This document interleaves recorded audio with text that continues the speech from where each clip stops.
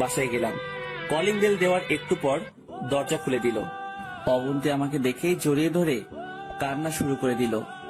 আমি তো পুরো টাসকি খেয়ে গেলাম, কিছু বলার ভাষায় খুঁজে পাচ্ছি না। একটু পর আম্মু রুম থেকে বের হয়ে দেখে অবন্তী আমাকে জড়িয়ে ধরে আছে। আম্মু হাসতে হাসতে আমার রুমে চলে যায়। আমি লজ্জায় লাল হয়ে গেলাম। তারপর অবন্তী আমাকে ছাড়িয়ে বলতে থাকে, পারভেজ, আমি পাশ করেছি। কংগ্রাচুলেশন, এই নিন মিষ্টিগুলো নিয়ে যান। ওই, আমি পাশ করেছি সেজন্য আমি এত খুশি হইনি, খুশি হয়েছে এই জন্য তুমিও ভালো নাম্বারে পাশ করছো। কি? তুমিও পাশ করছো, শুধু পয়েন্ট একটু কম, এটা কোনো ব্যাপার না। আমি আর কোনো কথা না বলে অবন্তীকে কোলে নিয়ে নিলাম। আসলে খুশিতে নিজেকে আর স্থির রাখতে পারিনি। ওরে কোলের কারণে ও আমার দিকে অবাকভাবে তাকিয়ে রইল। সরি, আসলে এমন একটা খুশির খবর শুনে নিজেকে স্থির রাখতে পারিনি। ইটস ওকে, যাও রুমে গিয়ে ফ্রেশ হয়ে আসো। আমি রুমে চলে গেলাম। মনে মনে ভাবলাম এবার লিমাদের অফিসে যাব, দেখি চাকরিটা হয় কিনা। ফ্রেশ হয়ে আব্বু আম্মুর কাছে আসলাম। আব্বু আম্মু দুজনেই অনেক খুশি। বসে বসে অনেকক্ষণ গল্প করলাম। তারপর খাওয়া দাওয়া করে রুমে চলে গেলাম। অবন্তী রুমে আসার আগে শুয়ে পড়লাম। একটু পর সে আসলো, আমার পাশে বসলো। কিছুক্ষণ মাথায় হাত বুলিয়ে খাটে চলে গেল। অবন্তী ঘুমিয়ে যাওয়ার পর আমি উঠলাম। উদ্দেশ্য হচ্ছে ভাইয়ার কাছে যাব। আজকে এমন একটা দিনে ভাইয়া থাকলে হয়তো তিনি আমাদের চাইতেও বেশি খুশি হতেন। আমি উঠে অজু করে ভাইয়ার কবরের দিকে রওনা দিলাম। কিছুক্ষণ পর আমি কবরের কাছে গেলাম। আমি জানি ভাইয়া আমাকে দেখে অনেক খুশি হবে। আমি কবরের মাথার পাশে গিয়ে বসলাম। ভাইয়া কেমন আছিস? এত রাতে তোরে ডিস্টার্ব করার জন্য সরি। জানি তুই অনেক বিরক্ত হবি, কিন্তু কি করব বল, কথাগুলো তোকে না বললে যে আমার ঘুম আসবে না। আজকে আমাদের রেজাল্ট দিয়েছে, যদিও রেজাল্ট নিয়ে আমার তেমন একটা মাথা ব্যথা নেই। আমি চিন্তায় ছিলাম অবন্তীকে নিয়ে। আলহামদুলিল্লাহ, সে পাশ করেছে, আমিও পাশ করেছি, কিন্তু সেটা হয়তো তোর মনের মতো হবে না। ভাইয়া, তোর স্বপ্নটা পূরণ করার জন্য সর্বোচ্চ চেষ্টা করেছি। তোর আর অবন্তীর ইচ্ছা ছিল অবন্তী যেন গ্রাজুয়েশন কমপ্লিট করে। আজকে সেই দিন যেটার জন্য তুই স্বপ্ন দেখতি। আজকে সবই ঠিক আছে, শুধু তুই নেই আমাদের পাশে। তোর স্বপ্নগুলো আমি নিজের জীবন দিয়ে হলেও পূরণ করব।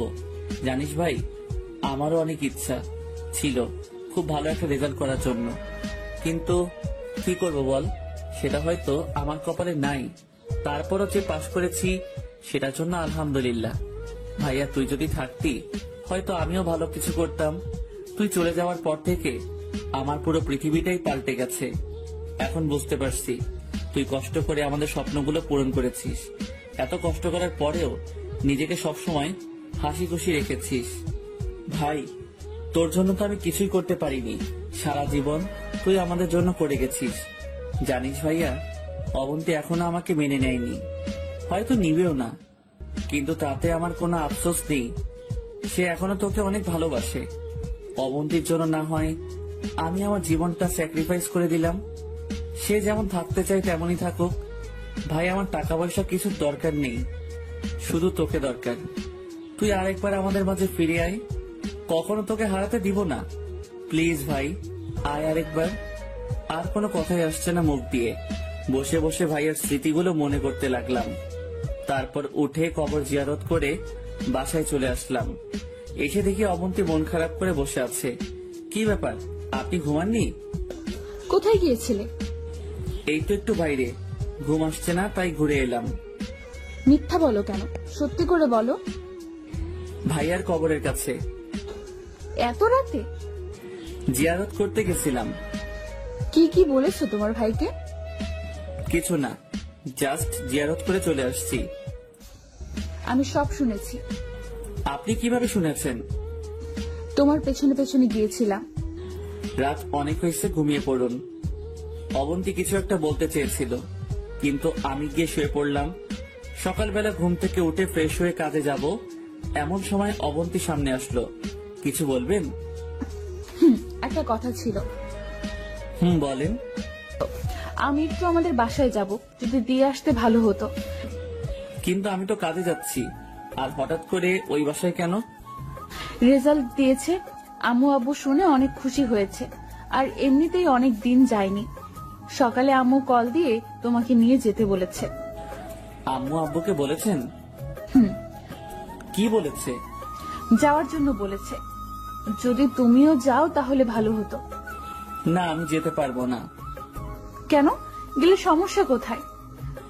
কাজ আছে, কালকে এমনিতেই অগ্রিম টাকা নিয়ে নিয়েছি, এখন কাজ না করলে বের করে দিবে, পরে দেখা যাবে চাকরিটাও যাবে। তাহলে আমাকে বাসায় নামিয়ে দিয়ে তারপর যেও, প্লিজ।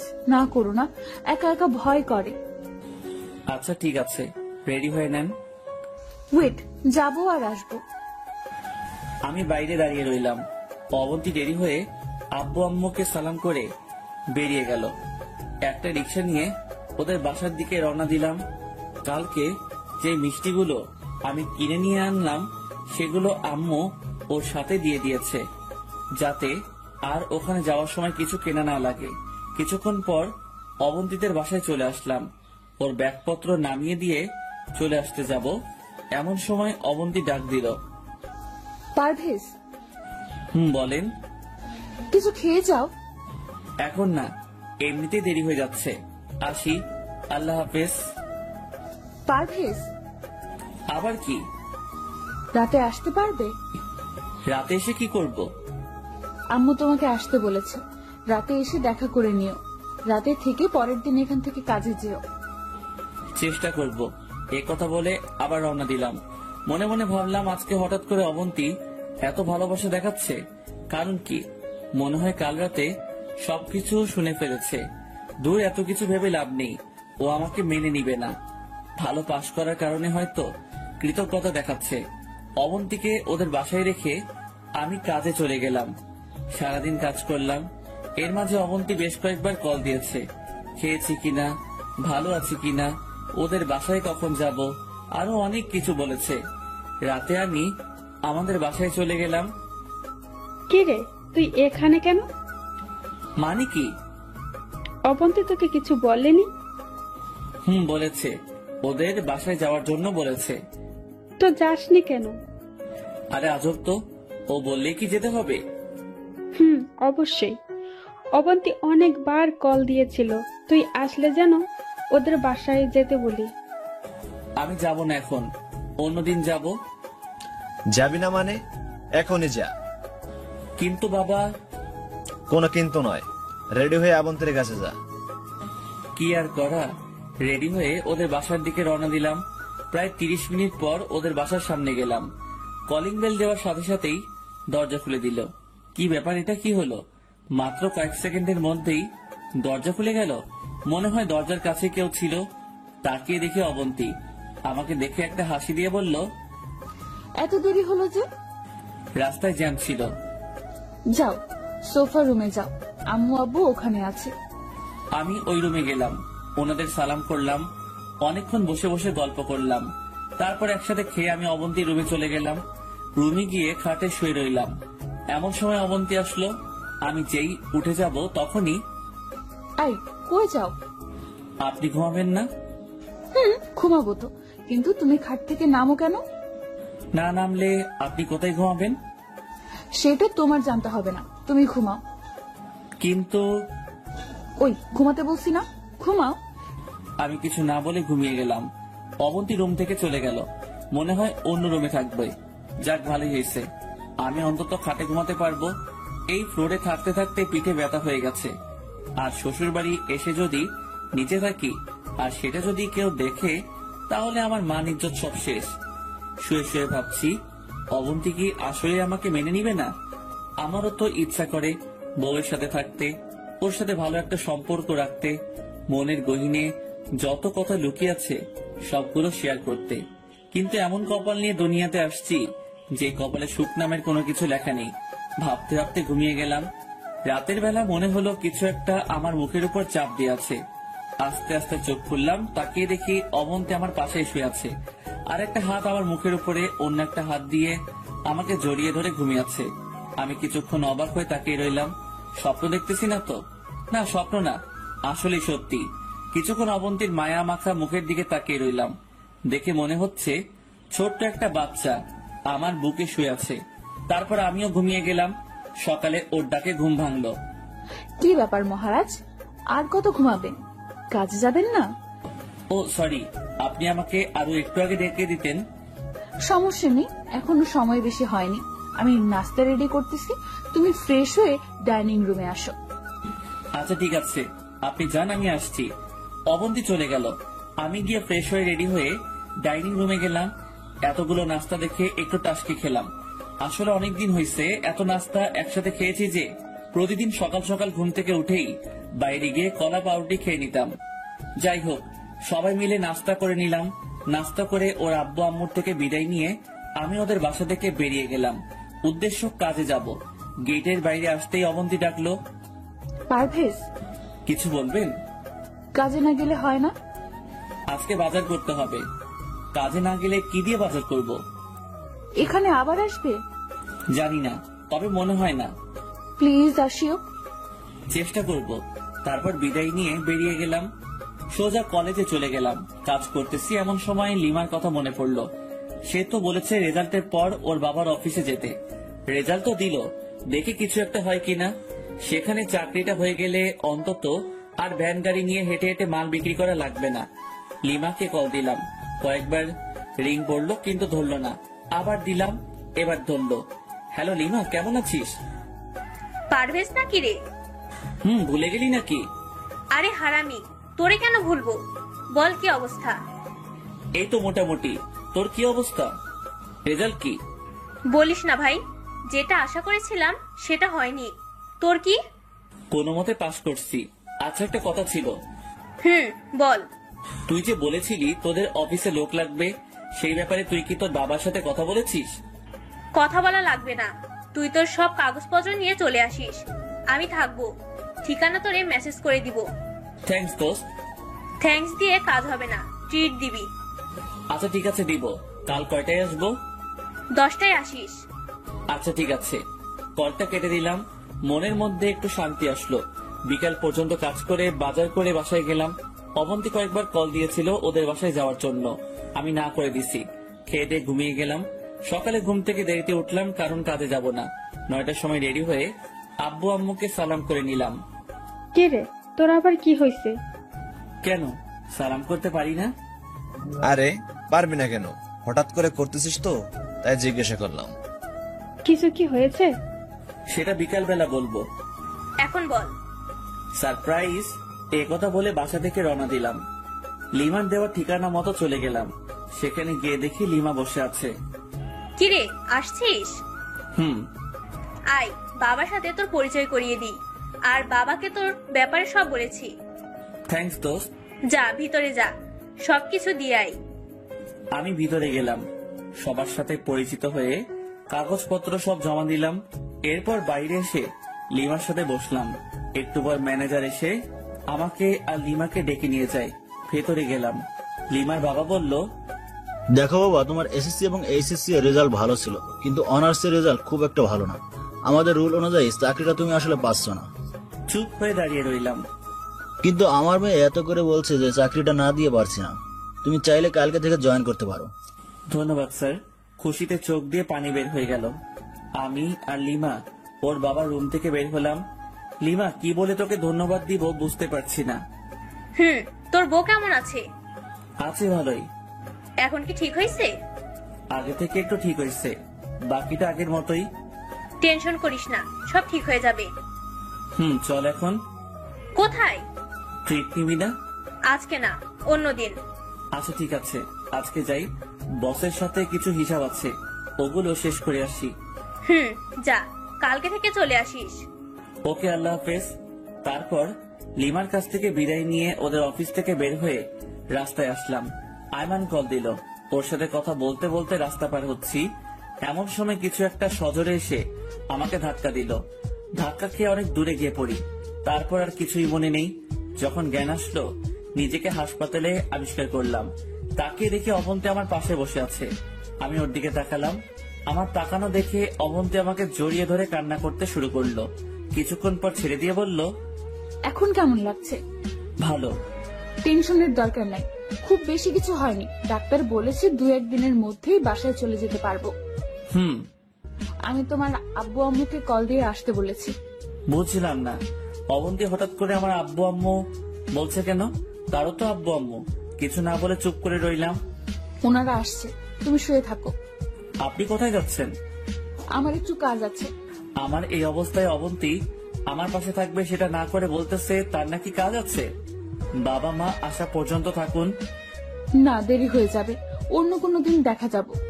অবন্তী কই? এই তো একটু আগে চলে গেছে।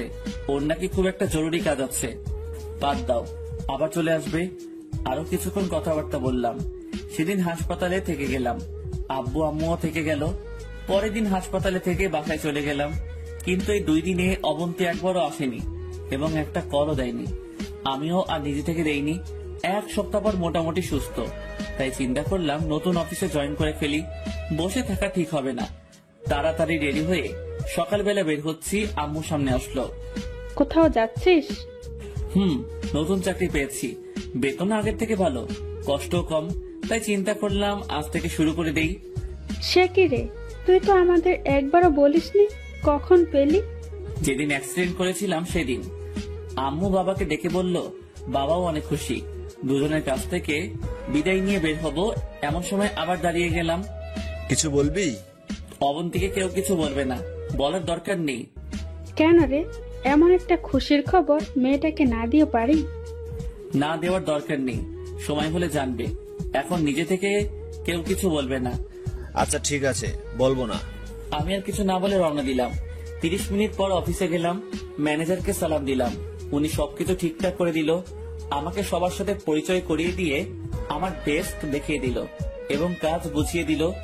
নতুন অফিস, নতুন কাজ, ভালোই লাগছে, কিন্তু বারবার অবন্তীর কথা মনে পড়তে লাগলো। আজকে এতদিন অবন্তী একবারও একটা কল দেয়নি। কারণ কি? অবন্তী কি নতুন কারোর সাথে? না, এটা হতে পারে না। বসে বসে ওর কথা ভাবতেছি, এমন সময় লিমা এসে একটা টোকা দিল। কি ব্যাপার স্যার, ম্যামের কথা খুব মনে পড়ছে বুঝি? আরে না, তুই কখন আসলি? আসছি তো অনেক আগে। এসে দেখলাম তুই বসে বসে কি নিয়ে চিন্তা করতেছিলি। না, তেমন কিছু না। নতুন অফিস কেমন লাগছে? ভালোই। কোনো প্রবলেম হলে ম্যানেজারকে বলিস। আচ্ছা ঠিক আছে। তুই থাক, আমি বাবার সাথে দেখা করে আসি। ওকে চা। তারপর আবার কাজ করতে লাগলাম, কিন্তু বারবার অবন্তীর কথাই মাথায় ঘুরতে লাগলো। বিকেলবেলা অফিসটা শেষ করে আইমানকে কল দিয়ে আসতে বললাম। আইমান আসলো। দুজনে একটা রেস্টুরেন্টে গেলাম, কিছু খাবার অর্ডার দিলাম। কিরে, তুই তো পুরাই সেন্স, চাকরি পাইছিস? শালা, একবারও বললি না। তোর জন্য সারপ্রাইজ ছিল, এখন তো বলে দিলাম। তা আজকে কয়দিন? আজকে জয়েন করলাম লিমাদের অফিসে। কোন লিমা? আর আমাদের কলেজ ফ্রেন্ড লিমা। ও আচ্ছা, ভালো। আমার জন্য একটা দেখ। তুই চাকরি করলে তোর বাবার টাকা কে খাবে? আরে না, আগের মতো টাকা দেয় না। আব্বা কি পরিমাণ কিপটে তুই তো ভালো করেই জানিস। আচ্ছা দেখবো। তোর ভাবি বউ কেমন আছে? ভাবি বউ মানে? আগে ছিল ভাবি, এখন হয়েছে বউ, দুইটা মিলে ভাবি বউ। তুই কোনোদিন ঠিক হবি না। তো কি অবস্থা ওনার? এবার তো অনেক খুশি থাকবে, তাই না? ওরে কিছু জানাইনি। কেন? সবকিছু বললাম। পারভেজ দোস্ত, তোরে আমি আগেই বলেছি মেয়েটার মধ্যে কোনো ঘাপলা আছে। যেমন? পারভেজ দোস্ত, তোরে আমি আগে যেই কথাটা বলছি এখনো সেম কথাটাই বলছি। ওই মেয়েটার মধ্যে কোনো ঘাপলা আছে। প্রথমত, তোর ভাই মারা যাওয়ার পর অবন্তী দিদি তোদের বাসা থেকে চলে যেত, খুব ভালো বিয়ে করতে পারতো না। ওর ভাগ্য যে তুই ওকে আবার বিয়ে করেছিস। দ্বিতীয়ত, তোর মা বাবা অবন্তীকে যে পরিমাণ ভালোবাসে, আদর করে, আমার মনে হয় না পৃথিবীর অন্য কোথাও এমন আদর পাবে। সবকিছু থাকা সত্ত্বেও অবন্তী তোর সাথে একই খাটে থাকে না, একসাথে মিশে না। এই থেকেই বোঝা যায় ওর মাঝে কোনো ঘাপলা আছে। কিন্তু আমি তো ওরে কোনো অভাব দেখাইনি, ওর সবগুলো স্বপ্নই পূরণ করেছি। আমার মনে হয় ওর কোনো পুরনো বয়ফ্রেন্ড আছে। আরে না, এটা হয় না। এটাই হবে, গরিবের কথা বাসি হলেও মিষ্টি হয়। কি করব বল, আম্মু আব্বুর দিকে তাকিয়ে ওরে কিছু বলতেও পারছি না। ও এখন কোথায়? ওর বাবার বাসায়। আমার অ্যাক্সিডেন্টের আগে গেছে, এখনো আসেনি। একবারও আসেনি? না, কল করে জিজ্ঞেসও করেনি আমি বেঁচে আছি নাকি মরে গেছি। তাইলে শিওর থাক ওর অন্য কোথাও রিলেশন চলতেছে। দোস্ত, ওরে ফলো করতে পারবি? ওকে করলাম, সমস্যা কোথায়? কিন্তু এটা শিওর যে অবন্তী তোর কাছে থাকবে না। আগে হোক আর পরে হোক, ওর ডিভোর্স দিতে হবে। তুই না দিলেও সে তোকে দিবে। আচ্ছা, তুই শুধু ফলো কর। ওকে। আরো কিছু কথা বলে বাসায় চলে আসলাম। এসে ফ্রেশ হলাম। আম্মু রুমে আসলো। কিছু বলবে?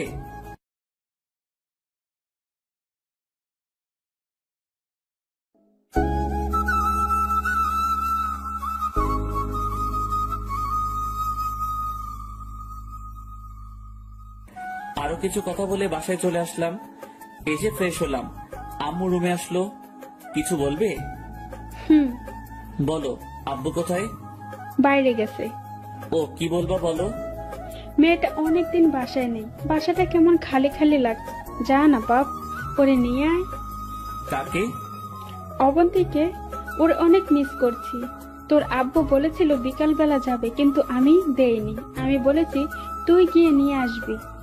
ও নিজে থেকে আসবে, আমি নিয়ে আসতে পারবো না। এটা কেমন কথা? একা একটা মেয়ে কি করে আসবে? আরে আজব, এত রাতে ওরে কেমনে নিয়ে আসবো? সকাল হোক, আমি গাড়ি পাঠিয়ে দিব, ও চলে আসবে। না, তুই এখন যা, ওরে নিয়ে আয়। মানে কি এখন নিয়ে আসবো? মানে এই রাতের বেলা? তোরে কি বলেছি আজকে রাতে নিয়ে আসতে হবে?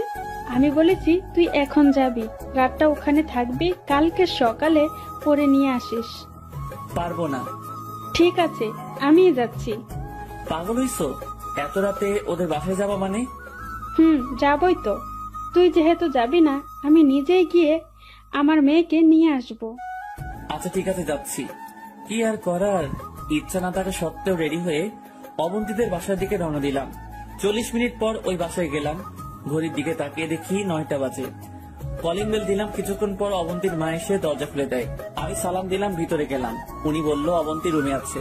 আমি অবন্তী রুমে গেলাম। গিয়ে দেখি অবন্তী কার সাথে হেসে হেসে মোবাইলে কথা বলতেছে। আমাকে দেখে একরকম চোরের মতো হয়ে গেল। তো তুমি এখানে? কোনো প্রবলেম? প্রবলেম নেই, কিন্তু আসতে তো পারমিশন লাগে। সরি। কেন আসছো? অবাক হয়ে ওর দিকে তাকিয়ে রইলাম। আম্মু আব্বু আপনাকে অনেক মিস করতেছে। এখানে আসলেন যে তো অনেকদিন হয়েছে, এবার বাসায় চলেন। দেখো, আমারও তো ইচ্ছা আছে। এখন বলেন। দেখো, আমারও তো ইচ্ছা আছে। আমি চাই নিজের পায়ে দাঁড়াতে। মানে? মানে আমি মাস্টার্স করব, তারপর ভালো একটা জব করব। আপনাকে আগেও বলেছি, এখনো বলছি, আপনি চাকরি করেন। তোমার চাওয়া না চাওয়ায় আমার কিচ্ছু যায় আসে না। আপনি এগুলো কি বলতেছেন? তুমি আমার জন্য অনেক করছো। তোমার ফ্যামিলিতে থাকা মানে তোমার করুণায় থাকা, কিন্তু আমি কারো করুণা নিয়ে থাকতে চাই না। করুণা করছি মানে? স্বামী হিসেবে এগুলো আমার দায়িত্ব। কিন্তু আমি তোমাকে কখনো স্বামী হিসেবে মানতে পারবো না। আপনি এতদিন পর এগুলো কি বলতেছেন? আমারও তো একটা ভবিষ্যৎ আছে। আপনি কি বলতে চাইছেন ক্লিয়ার করে বলেন। দেখো পারভেজ, আমি তোমার সাথে এইভাবে থাকতে পারবো না। যায় না মানে? মানে তোমার এই টানাটানের সংসারে আমি থাকতে পারবো না। যে টাকা বেতন পাও তা দিয়ে কিছুই হবে না। টাকায় কি সব? টাকাটাই সব। কয়টা ইচ্ছা পূরণ করেছো আমার? কয় টাকা হাত খরচ দাও আমাকে? কয়বার শপিং এ নিয়ে গেছো আমাকে? বিয়ের পর থেকেই তো এইভাবে রাখছো। লজ্জা করে না নিজেকে আবার স্বামী বলে দাবি করতে? আমি এত কিছু বুঝি না। আমি সর্বোচ্চ চেষ্টা করেছি, আর কি করব। তার মানে আপনি যাবেন না, এই তো? আমি আর কোনো কথাই বললাম না। অবন্তীদের বাসা থেকে বেরিয়ে গেলাম। কাউকে কিছু বললাম না। এত রাতে বাসায় যাওয়া ঠিক হবে না। আব্বু আম্মুকে যদি জানাই তাহলে ওনারা অনেক কষ্ট পাবে। আর কিছুদিন দেখি, পরে না হয় সময় করে সব ওনাদেরকে জানিয়ে দেব। আইমানকে কল দিলাম। আজ রাতটা ওর সাথে থাকতে হবে, কারণ এত রাতে বাসায় যাওয়া ঠিক হবে না। আইমান বলল ওদের বাসায় যাওয়ার জন্য। যেতে যেতে ভাবতে লাগলাম, অবন্তীর জন্য আমি এত কিছু করলাম, অথচ সে এক মুহূর্তে সব ভুলে গেল। তাহলে 2 রাতে যে আমার সাথে ঘুমাইছে, ওটা কেন করলো? আমি আব্বু আম্মুকে কি বলবো? ওনারা তো অবন্তীকে না পেলে মারাই যাবে। অবন্তী এত বড় বিশ্বাসঘাতকতা করবে আমি তো কোনোদিন কল্পনাও করিনি। ভাবতে ভাবতে আইমানদের বাসায় চলে গেলাম। কলিং বেল দিলাম। কিছুক্ষণ পর আইমান বেরিয়ে আসলো। পারভেজ, আসছিস? আয় ভিতরে আয়। আমি ভিতরে গেলাম। ওর আম্মুকে দেখে সালাম দিলাম। আরে পারবে যে, কতদিন পর আসছো, কেমন আছো বাবা? জি আন্টি, আমি ভালো আছি। আপনি কেমন আছেন? আছি বাবা, বয়স হয়ে গেলে যা হয় আর কি। পারভেজ, তোমার আব্বু আম্মু কেমন আছে? জি আন্টি, সবাই ভালো। আরো কিছু কথা বলে আইমানের রুমে চলে গেলাম। রুমে গিয়ে ফ্রেশ হয়ে মাত্র বসলাম, আন্টি এসে ডেকে নিয়ে গেল খাওয়ার জন্য। খাওয়া দাওয়া শেষে আবার আইমানের রুমে গেলাম। খাটে আমি আর আইমান পাশাপাশি শুয়ে আছি। এমন সময় আইমান বলল, পারভেজ, এই পারভেজ, বলো। কি হয়েছে এবার বল। অবন্তীর কথাগুলো বললাম। তোরে আমি আগেই বলছি, এই মেয়েটার মধ্যে কোনো ঘাপলা আছে। দোস্ত, আমার মাথায় কিছু আসছে না। অবন্তী আমার সাথে এমন করবে আমি ভাবতেই পারিনি। দেখ পারভেজ, তোরে আমি আগেও বলছি, এখনো বলছি, ওই মেয়েটার সাথে তোর হবে না। তুই ওরে ডিভোর্স দিয়ে দে। ধুর, তোর কাছে এই কথা ছাড়া অন্য কোনো কথা নেই? সারাদিন শুধু ডিভোর্স ডিভোর্স করস। ওরে ডিভোর্স দিলে আব্বু আম্মুকে কি বলে বোঝাবো? কারণ অবন্তী ভাইয়াকে কি পরিমাণ ভালোবাসতো তোরে বলে বোঝাতে পারবো না। ভাইয়ার সাথে বিয়ের পরে অবন্তী আমাকে ভাইয়ের মতোই দেখেছে। সো হুট করে আমাকে বিয়ে করে তো আর স্বামীর মর্যাদা দিয়ে দিতে পারবে না। সেটা অবন্তী কেন, পৃথিবীর কোনো মেয়েই পারবে না। ভাইয়া মারা যাওয়ার পর থেকে অবন্তী ঠিক মতো খেত না, ঘুমাতো না, শরীরের প্রতি কোনো কেয়ার ছিল না। কারণ অবন্তীর মনটা পাথর হয়ে গেছে। যেদিন ওই পাথরে ফুল ফুটবে সেদিন অবন্তী পারভেজকে মেনে নিবে। আমিও সেদিনের অপেক্ষায় বসে আছি। আমি কোনো দিনও অবন্তীকে কোনো ব্যাপারে জোর করিনি, আর এখনো করব না। কিন্তু অবন্তী তো আজকে বলে দিছে তোকে মেনে নিবে না। সেটাই তো বুঝতেছি না, হঠাৎ করে অবন্তীর কি হলো? হাসপাতালে গিয়েও আমাকে জড়িয়ে ধরে কান্না করেছিল, তারপর কিছু একটা চিন্তা করে ছেড়ে দিয়েছে। আচ্ছা দোস্ত, কিছু মনে না করলে একটা কথা বলতাম। বলো, মনে করার কি আছে? অবন্তীর কি কারোর সাথে রিলেশন আছে বা ছিল? আমার জানা মতে নাই, কারণ অবন্তীর আম্মু বলেছিল অবন্তীর নাকি কোনো ছেলে ফ্রেন্ডও নাই। সেই জায়গায় বয়ফ্রেন্ড আসার তো প্রশ্নই আসে না। তো তুই এখন কি করবি?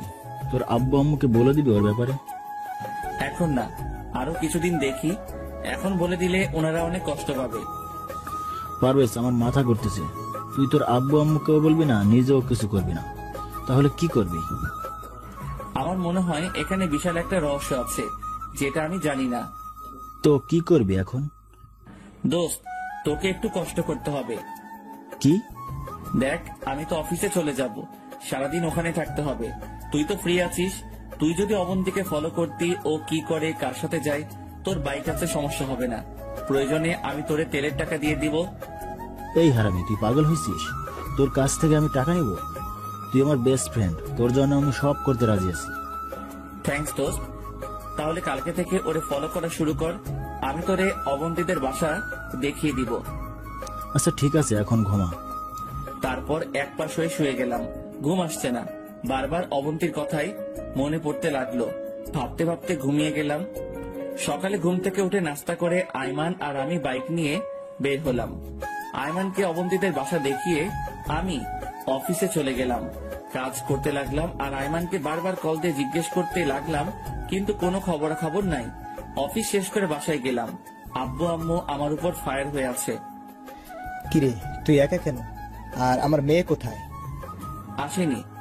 আসেনি? তুই কালকে ওর সাথে ঝগড়া করে চলে আসছিস কেন? কি? তোমাদের এসব কথা কে বলেছে? তুই কি ভাবছিস অবন্তীর সাথে আমাদের কথা হয় না?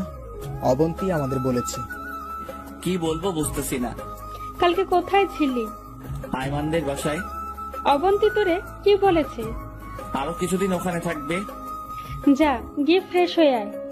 মিথ্যা বললাম। যা বাবা, বেঁচে গেলাম। মনে হচ্ছে আমাকে রিমান্ডে দিয়েছে। সারা অবন্তী আব্বু আম্মুকে কি বুঝিয়েছে কে জানে। আমার সাথে একরকম করলো আর আব্বু আম্মুর সাথে অন্যরকম। বুঝলাম না। যাই হোক, খেয়ে দিয়ে ঘুমিয়ে গেলাম। পরের দিন ঘুম থেকে উঠে রেডি হয়ে অফিসে চলে গেলাম। এভাবে 2 দিন গেল। অবন্তীর সাথে আমার কোনো যোগাযোগ হয়নি। সেও আমাকে কোনো কল বা মেসেজ দেয়নি। একদিন অফিসে কাজ করতেছি, 10:30 বাজে। এমন সময় আইমান কল দিল। হ্যালো পারভেজ। বল। তুই কই? অফিসে। তুই কোথায়? আমি তো অবন্তীদের বাসার সামনে। কোনো খবর পাইছিস? এইমাত্র একটা গাড়ি অবন্তীর বাসার সামনে আসলো, আর অবন্তী সেটাতে উঠে চলে যাচ্ছে। গাড়িতে কে দেখছিস? না, দেখা যাচ্ছে না। আচ্ছা দোস্ত, তুই গাড়িটা ফলো কর, কি হয় আমাকে জানা। আচ্ছা ঠিক আছে। কলটা কেটে দিল। আমি একটু টেনশনে পড়ে গেলাম। অবন্তী কার সাথে ঘুরতেছে? 11টা 20-এ আয়মান আবার কল দিল। পারভেজ, বল। ঘটনা তো কিছুই বুঝলাম না। কেন, কি হয়েছে? তোর অবন্তী তোর লিমার সাথে। কোন লিমা? আরে বেটা, আমাদের বেস্ট ফ্রেন্ড, তোর বসের মেয়ে। অবন্তী তো লিমার কথা শুনতে পারে না। জানি তোর বিশ্বাস হবে না, আমি ছবি পাঠাচ্ছি, তুই দেখ। আমার কাছে নরমাল মোবাইল। আচ্ছা বিকালবেলা দেখা করিস। ঠিক আছে। আজকে অবন্তী লিমার সাথে কি করে? আমি কেমনে বলবো, তুই লিমারে জিজ্ঞেস করিস। আচ্ছা, তুই আরেকটু ফলো কর। ওকে। কিন্তু অবন্তী লিমার নামও শুনতে পারে না। আমাকে কয়েকবার হুমকি দিয়েছে যাতে লিমার সাথে দেখা না করি, কিন্তু এখন দেখছি সে নিজেই লিমার সাথে হাত ধরাধরি করে হাঁটছে। কাহিনী তো একটা আছে যেটা আমি জানি না, কিন্তু আমাকে এভাবে বসে থাকলে চলবে না। এই কাহিনীটা কি সেটা বের করতে হবে। এবার বেশ, কি ভাবতেছিস? দুজন একসাথে কি করে সেটা। লিমাকে জিজ্ঞেস কর, তাহলে কাহিনী বুঝে যাবি। কিন্তু লিমা কি আমাকে বলবে? বলবে না কেন, অবশ্যই বলবে। না রে, লিমার পেট থেকে সহজে কথা বের হয় না। ওরে ইমোশনাল করে বের করতে হবে। কিন্তু কিভাবে? কিছু একটা চিন্তা কর। দেখি। আচ্ছা, এখন কল দিব? তুই পাগল হয়েছিস? এখন দিলে ভুলেও বলবে না। তোর সাথে যখন দেখা হবে তখন সিস্টেম করে জিজ্ঞেস করে নিবি। আচ্ছা ঠিক আছে। আরো কিছুক্ষণ আড্ডা দিয়ে বাসায় চলে গেলাম। খাওয়া দাওয়া করে বসে বসে ভাবতে লাগলাম আসলে অবন্তী কি করতে চাচ্ছে। 2 দিন পর আমি অফিসে কাজ করতেছি, এমন সময় লিমা আমার ডেস্কে আসলো। কিরে পারভেজ, কি খবর? ভালো না রে। কেন, বউয়ের জন্য খারাপ লাগছে বুঝি? এই তো ফকিরনি, মুখ দিয়ে আসল কথা বের করে দিছে, বাকি কথাগুলো বের করে নেই। না রে দোস্ত, বউয়ের জন্য না। তাহলে আমি আর বেশি দিন বাঁচবো না রে। তুই এগুলো কি বলিস? পাগল হলি নাকি? সত্যি বলছি, ডাক্তার বলেছে আর বেশি দিন নাই। এই, তোর শরীর ঠিক আছে তো? দোস্ত, আমি তো চলে যাব, যাওয়ার আগে একটা রিকোয়েস্ট রাখবি প্লিজ। তুই কি বলতেছিস এগুলো? আমার মাথা ঘুরতেছে। তোকে তো দেখে ভালোই মনে হচ্ছে। না রে, বল আমার রিকোয়েস্টটা রাখবি। কি রিকোয়েস্ট বল? এই তো লাইনে আসছে। অবন্তীর সাথে কি চলতেছে বলবি? মরার আগে জানতে চাই। কি হলো বল। তুই কিভাবে জানিস? তোকে আর অবন্তীকে আমি একসাথে দেখেছি, প্লিজ বল। আমি মাহির বিয়েতে হেসে হেসে কথা বলেছিলাম, তখন অবন্তী এসে আমার হাত ধরে কান্না করতে লাগলো আর বলল যাতে তোর সাথে না মিশি। তো তুই কি বললি? আমি বলেছি তুই আর আমি জাস্ট ফ্রেন্ড, আর কোনো সম্পর্ক নেই। অবন্তীকে রাগানোর জন্যই আমরা বিয়েতে এমন করেছি। তারপর থেকে আমার আর অবন্তীর মাঝে ভালো একটা ফ্রেন্ডশিপ হয়ে যায়। আমরা এখন একে অন্যকে তুই করে ডাকি। তো আমাকে বলিসনি কেন? অবন্তী বলতে নিষেধ করেছে, তোরে নাকি শাস্তি দিবে। কি শাস্তি? অন্য মেয়ের সাথে আর জীবনে কথা না বলিস। আমি যেখানে চাকরি পেয়েছি সেটাও কি বলে দিয়েছিস?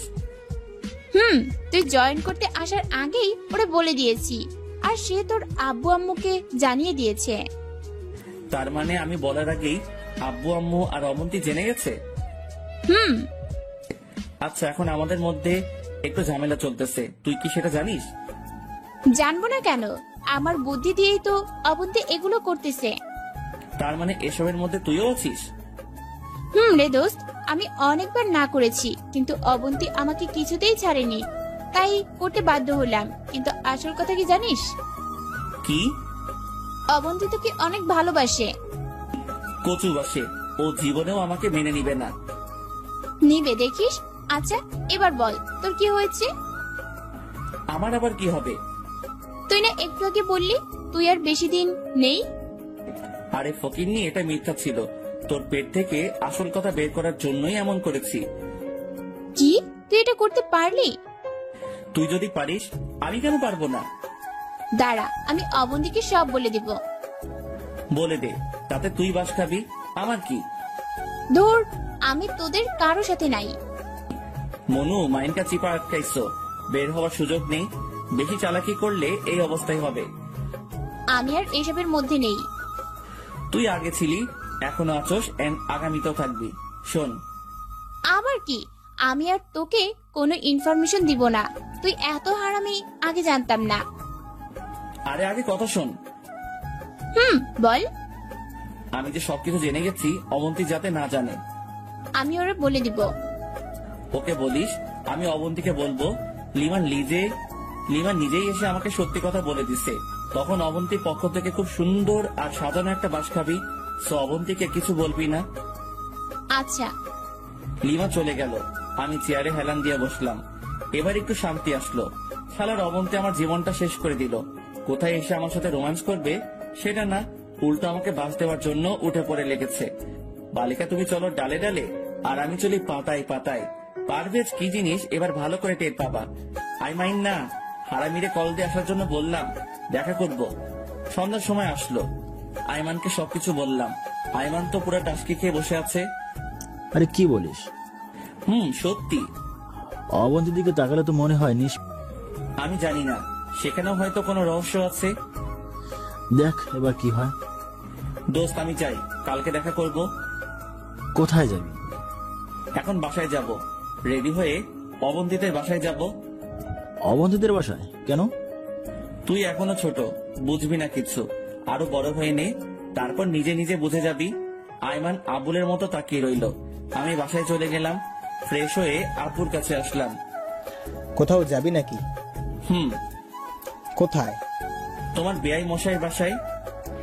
এত রাতে ওখানে কেন? কেন যেতে পারি না? পারবে না কেন? শ্বশুর বাড়ি মধুর হাড়ি, যখন ভালো লাগে তখন যাবি। এখন কি অবন্তীর কথা খুব মনে পড়েছে? আরে এগুলো কি বলো, দূর, যাবই না। বাবা বসে বসে হাসতেছে। আমি রান্নাঘরে গেলাম, আম্মুকে বলে বেরিয়ে গেলাম। 30 মিনিট পর অবন্তীদের বাসায় গেলাম। কলিং বেল চাপ দিলাম। কিছুক্ষণ পর দরজা খুলে দেয়। তাকিয়ে দেখি অবন্তীর আম্মু। আমাকে দেখে মোটামুটি একটা টাস্কি খেলো। খাওয়ার কথা যেখানে পারভেজকে, এত বলতেও যে আসে না, সেখানে নিজে থেকে এসে হাজির, তাও আবার রাতের বেলা। এই পারভেজ। আমি সালাম দিয়ে ভিতরে গেলাম। অবন্তীর বাবা বসে বসে টিভি দেখতেছে। আমাকে দেখে উঠে দাঁড়ালো। আমি ওনার সাথে কৌশল বিনিময় করলাম। অবন্তীর রুমে যাও। যাব এখন না, একটু পর। তাহলে বসো, গল্প করি। আমি ওনার পাশে গিয়ে বসলাম। বাবা মায়ের কথা জিজ্ঞেস করলো, চাকরি বাকরির কি খবর জিজ্ঞেস করলো। আমি ওনার পাশে বসে সবকিছুর উত্তর দিচ্ছি। কিছুক্ষণ পর অবন্তী আসলো। আমাকে দেখে ভূত দেখার মতো অবাক হয়ে দাঁড়িয়ে রইল। আমি ওরে পাত্তা না দিয়ে আবারও শ্বশুরের সাথে কথা বলতে লাগলাম। একসাথে খেয়ে আমি অবন্তীর রুমে চলে গেলাম। একটু পর অবন্তী আসলো। কি ব্যাপার, তুমি এখানে আসছো কেন? সেটা আপনাকে কেন বলবো? আজব তো, আমার রুমে এসে শুয়ে আছো অথচ আমাকেই বলবে না। আমি আমার বইয়ের রুমে আসছি, আপনার সমস্যা কোথায়? পারভেজ, এসবের মানে কি? মানে খুব সোজা, আমি আমার বউয়ের কাছে আসছি, আর বউয়ের সাথেই থাকবো। দেখো পারভেজ, ভালো হবে না কিন্তু। আমি কিন্তু চিৎকার করব। তো করেন, দেখি কে আসে। অবন্তী একটু ভয় পেয়ে গেল। তারপর আমার একটু সামনে আসলো। পারভেজ, তুমি সত্যি করে বলো তো কেন আসছো? কেউ একজনকে অনেক ভালোবেসে ফেলেছি, ওরে ছাড়া থাকতে পারছি না, তাই চলে আসলাম। অবন্তী কিছুক্ষণ আমার দিকে অবাক হয়ে তাকিয়ে রইল। তারপর আমার পাশে এসে বসলো। কাকে ভালোবাসো? যে এখন আমার পাশে বসে আছে। অবন্তীর চোখে পানি টলমল করতেছে। আমি ওর একটা হাত ধরে বললাম, আমি কি এতই বাজে, এতই খারাপ যে আপনি আমাকে মেনে নিতে পারছেন না? এটা ঠিক যে আপনি কখনো আমাকে মন থেকে মেনে নিবেন না। আবার এটাও জানি কোনো এক কারণে আপনি আমাকে শাস্তি দিতে চেয়েছেন, কিন্তু এমন শাস্তি দিচ্ছেন আরেকটু হলে তো আমি এই পৃথিবী ছেড়ে শেষ করার আগেই মুখ হাত দিয়ে দিল।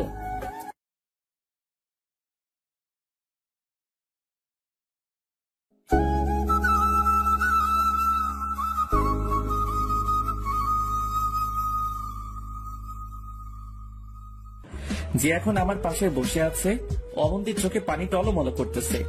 আমি ওর একটা হাত ধরে বললাম, আমি কি এতই বাজে, এতই খারাপ যে আপনি আমাকে মেনে নিতে পারছেন না? এটা ঠিক যে আপনি কখনো আমাকে মন থেকে মেনে নিবেন না। আবার এটাও জানি কোনো এক কারণে আপনি আমাকে শাস্তি দিতে চেয়েছেন, কিন্তু এমন শাস্তি দিচ্ছেন, আরেকটু হলে তো আমি এই পৃথিবী ছেড়ে শেষ করার আগেই মুখ হাত দিয়ে দিল। না প্লিজ, এগুলো ভুলেও মুখে আনবে না। একজনকে হারিয়ে ফেলেছি, আর কাউকে হারাতে চাই না। এই সবকিছুর জন্য আমি অনেক অনেক সরি। তো কেন এমন করলেন আমার সাথে? আমার দোষটা কি ছিল? তুমি যখন মাহির বিয়েতে লিমার সাথে হেসে হেসে কথা বলতেছিলে, সেটা দেখে আমার ভেতর একটা মোচড় দেয়। মনে হলো আমি খুব দামি একটা জিনিস হারিয়ে ফেলতেছি। তোমার আড়ালে আমি লিমাকে সব বলি, তখন উনি হাসি মুখে সব বলে দেয় যে এটা তোমার আর ওর প্ল্যান ছিল। তবু আমার মনে একটা ভয় ছিল যে তোমাকে যদি কেউ নিয়ে যায় বা তুমি যদি অন্য কারো হয়ে যাও। সেই জন্য সেদিন রাতে তোমাকে জড়িয়ে ধরে ঘুমিয়েছিলাম। সেটা না হয় বুঝলাম, কিন্তু আমি অ্যাক্সিডেন্ট হওয়ার পর একবারও জাননি কেন? গিয়েছি সেটা তুমি দেখার আড়ালে। তুমি যখন ঘুমিয়ে থাকতে তখন যেতাম, আব্বু আম্মুর সাথে কথা বলে তোমার মাথায় হাত বুলিয়ে দিয়ে আবার চলে আসতাম। কিন্তু এত নাটক করার মানে কি? পারভেজ, তুমি যখন চাকরিটা পাইছো তখন আমি কি পরিমাণ খুশি হয়েছি তা বলে বোঝাতে পারবো না। কিন্তু দুঃখের বিষয়, তুমি তোমার চাকরির ব্যাপারে কিছুই বলনি, উল্টো লিমাই আমাকে বলেছে। তখন বলিনি ঠিক আছে, কিন্তু বাসায় এসে তো বলতাম। আমি ভাবছিলাম মিষ্টি কিনে নিয়ে গিয়ে আব্বু আম্মু আর আপনাকে একসাথে খুশির খবরটা দিব। সেটা না হয় ঠিক আছে, কিন্তু একবার কল করে বললে কি এমন ক্ষতি হয়ে যেত? ক্ষতি হতো না, ইচ্ছা ছিল বাসায় গিয়ে বলবো। আচ্ছা, সেদিন রাতে আমাকে এত অপমান কেন করলেন তাহলে? পারভেজ, আমি জানি তুমি অনেক ভালো। তোমাকে হিট করার মতো কোনো কথা আমার কাছে ছিল না, তাই সেদিন আবুল তাবুল কিছু বলছি, নিজেও জানি না। তো কেন বললেন? তোমার ভাইয়া যখন ছিল তখন আমাদের মাঝে খুব ভালো একটা সম্পর্ক ছিল, কিন্তু তুমি প্রতিদিন কাজ থেকে এসে ফ্লোরে ঘুমিয়ে যেতে। আপনি তো বলেছেন আপনি আমাকে মেনে নিতে পারবেন না, সেই জন্যই তো ফ্লোরে থাকতাম। পারভেজ, জানো তোমার ভাইকে এত ভালোবেসেছিলাম যে তোমার ভাইয়ার জায়গায় অন্য কাউকে কোনোদিন কল্পনাও করতে পারি না। তাই তোমাকে কথাগুলো বললাম, কিন্তু সত্যি কথা হচ্ছে এইভাবে তো আর লাইফ যায় না। তো আমাকে বলতেন। সব কথা মুখে বলতে নেই, কিছু কথা বুঝে নিতে হয়। তুমি যদি ফ্লোরে না থেকে খাটে থাকতে আমি কি কিছু করতে পারতাম? সেটা না হয় পারতেন না, কিন্তু পরে বলতেন সব পুরুষ সমান, শুধু মেয়েদের সাথে থাকতে চাই। না, মোটেও না। তো এত কিছু করার কারণটা কি? দেখলাম। কি দেখলেন? দেখলাম আমার বরটা আমাকে ভালোবাসে কিনা। তাই নাকি? তো কি রেজাল্ট পেলেন? সেটা জানি না, তবে এটা মনে হচ্ছে পৃথিবীর ভাগ্যবতী নারীর মধ্যে আমি একজন, যে তোমার ভাইয়ের মতো ছেলেকে পেয়েছি। নিজের বাবা মায়ের চাইতেও 3 গুণ ভালো শ্বশুর শাশুড়ি পেয়েছি, আর সেরা ভাগ্যবতী এই জন্য সবশেষে তোমাকে পেয়েছি। কি বলবো বুঝতে পারছি না। খুব ভালোবাসি তোমায়, বলে বোঝাতে পারবো না।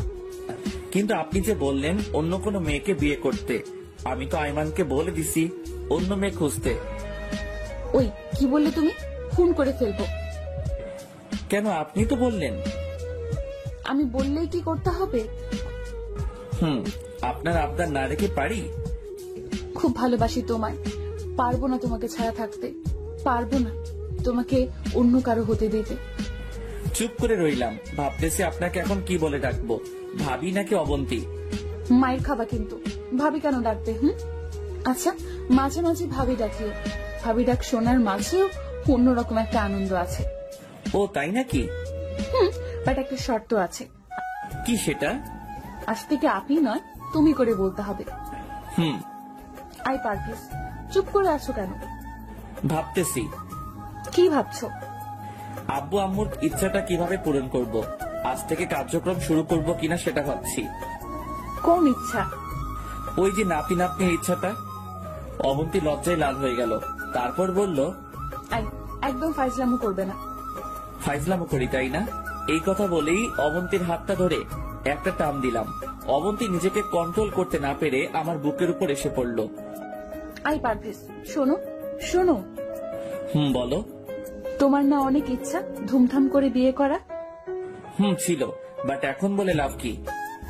বলে লাভ আছে, আমাদের বিয়েটা আবারও হবে, সেটা তোমার ইচ্ছে মতোই। অনেক টাকা লাগবে, কিন্তু পাবো কোথায়? সেটা তুমি জানো, বাট যদি বিয়ের অনুষ্ঠান না হয় তাহলে কিন্তু আমি তোমাদের বাসায় যাব না, আর আমাকে টাচও করতে দিব না। এটা কেমন কথা? যেটা বলেছি সেটাই হবে। আরে ধুর, এই মুহূর্তে টাকা কই পাবো? আর আব্বু আম্মুকে কি বলবো? আচ্ছা, আব্বু আম্মুকে বোঝানোর দায়িত্ব আমার। নিচে থেকে থেকে আমার সমস্যা হয়ে গেছে, প্লিজ আজকে অন্তত উপরে থাকতে দাও।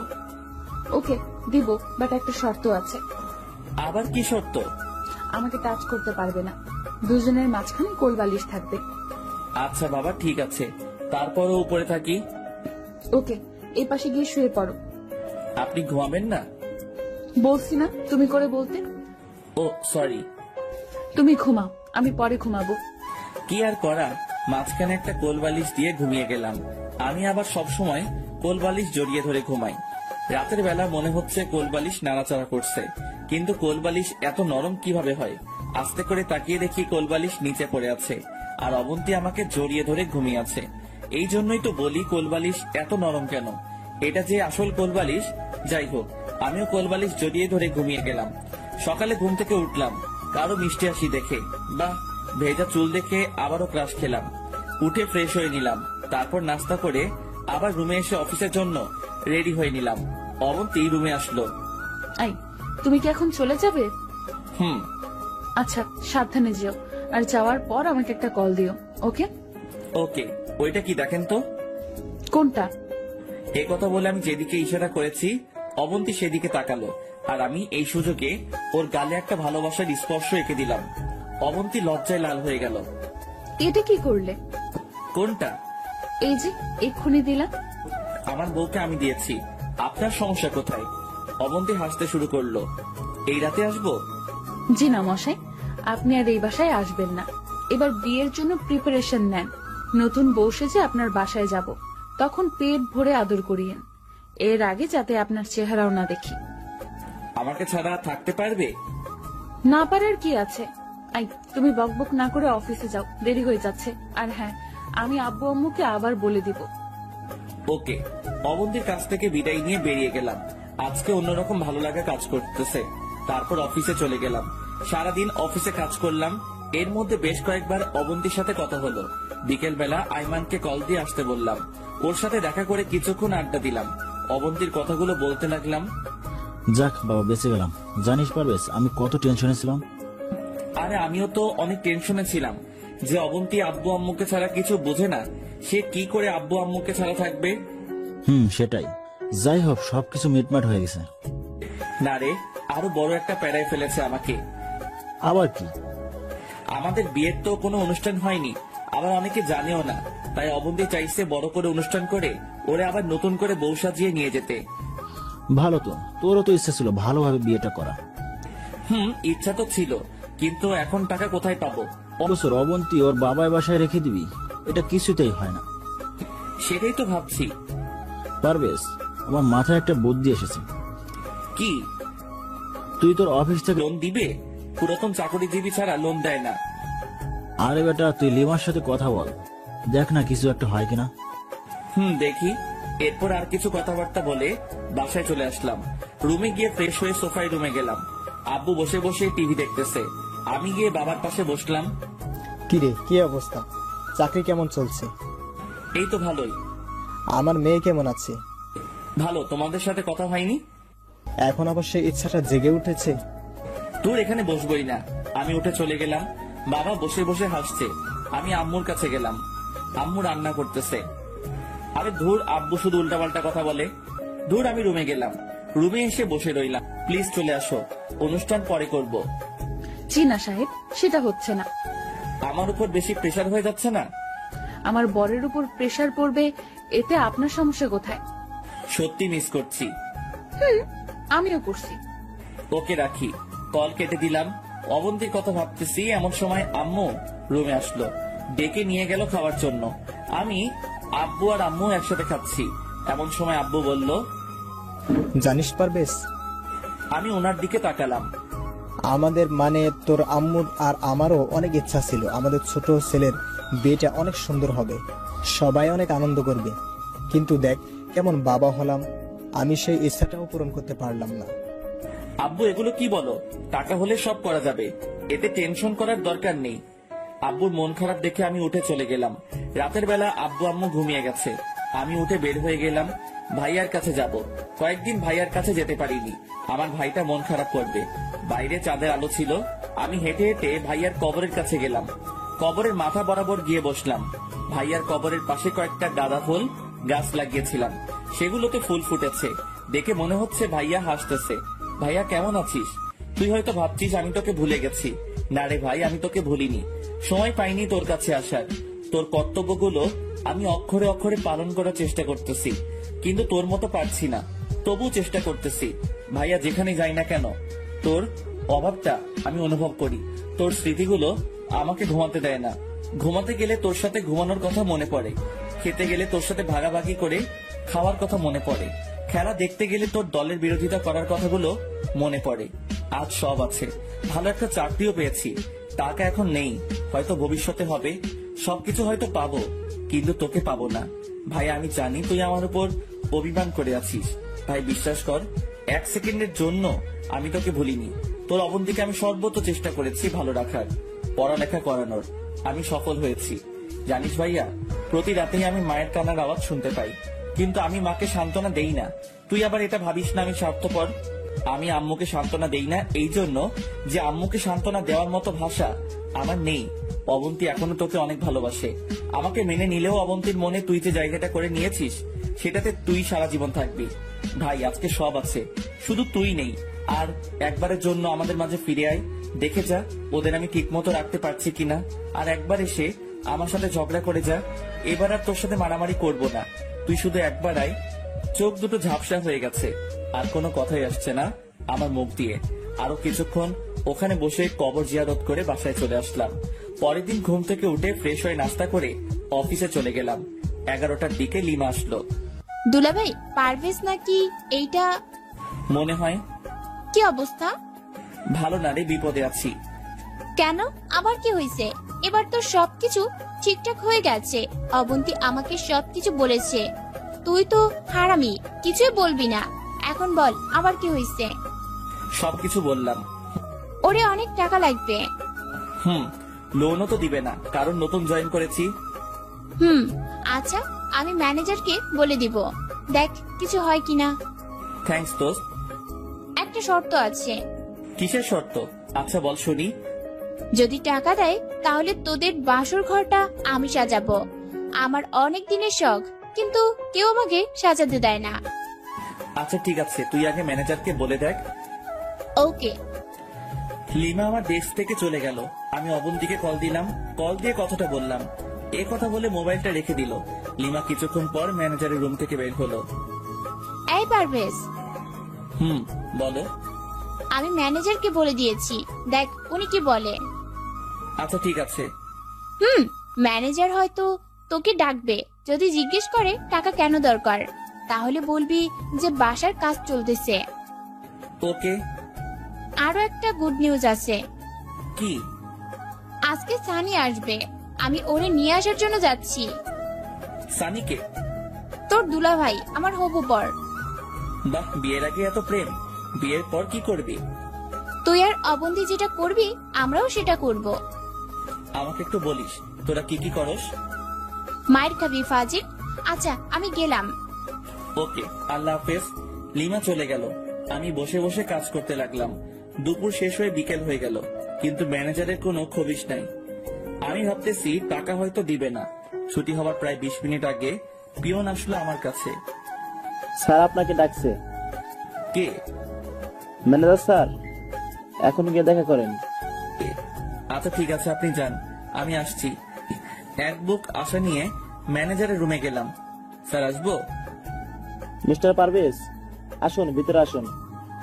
Thank you sir. বসুন। আমি বসলাম। আপনার নাকি টাকার খুব প্রয়োজন?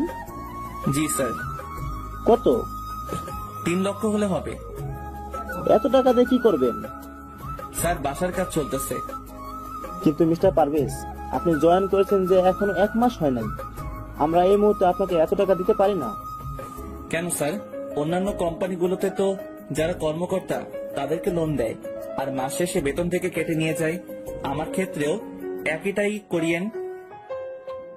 লোন দেয়, আমরাও দিই, কিন্তু সেটা পুরাতন লোকদের কি? আপনি যে এই অফিসে সারা জীবন কাজ করবেন তার কোনো গ্যারান্টি আছে?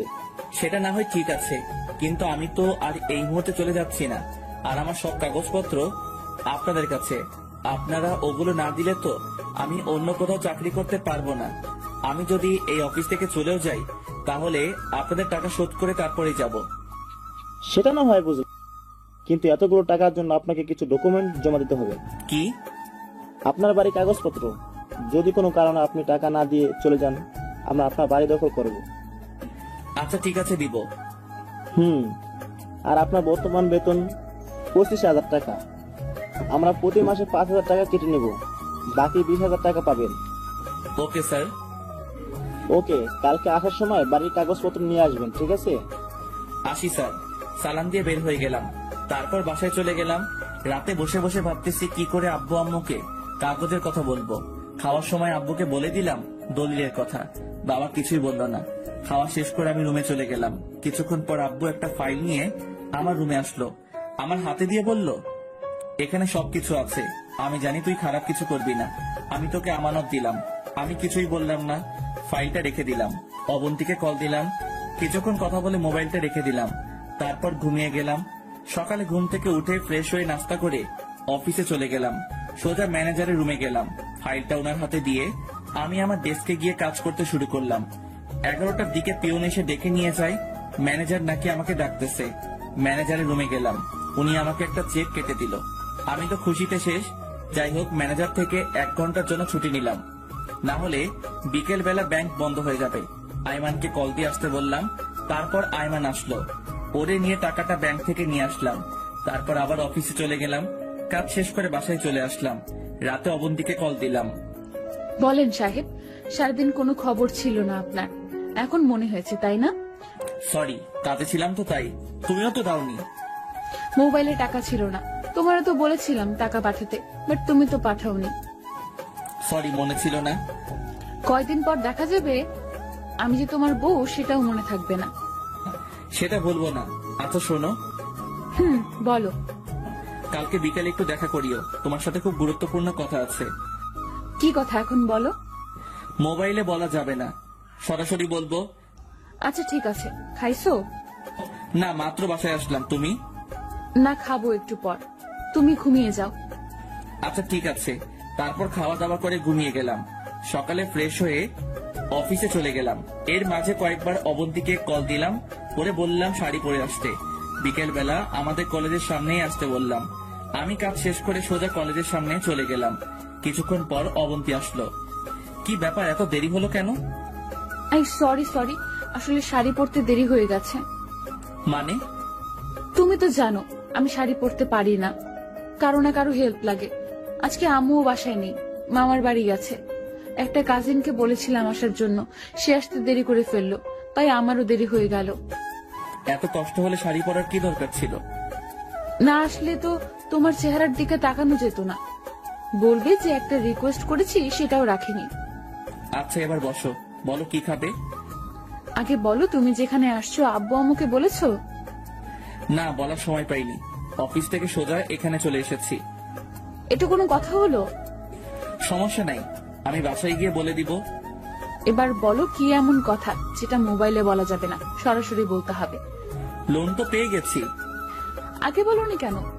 এখন তো বললাম। এখন কথা হচ্ছে আমি কয়দিনে ছুটি নিব। ছুটি কেন? আরে পাগল, বিয়ের জন্য কেনাকাটা করতে হবে।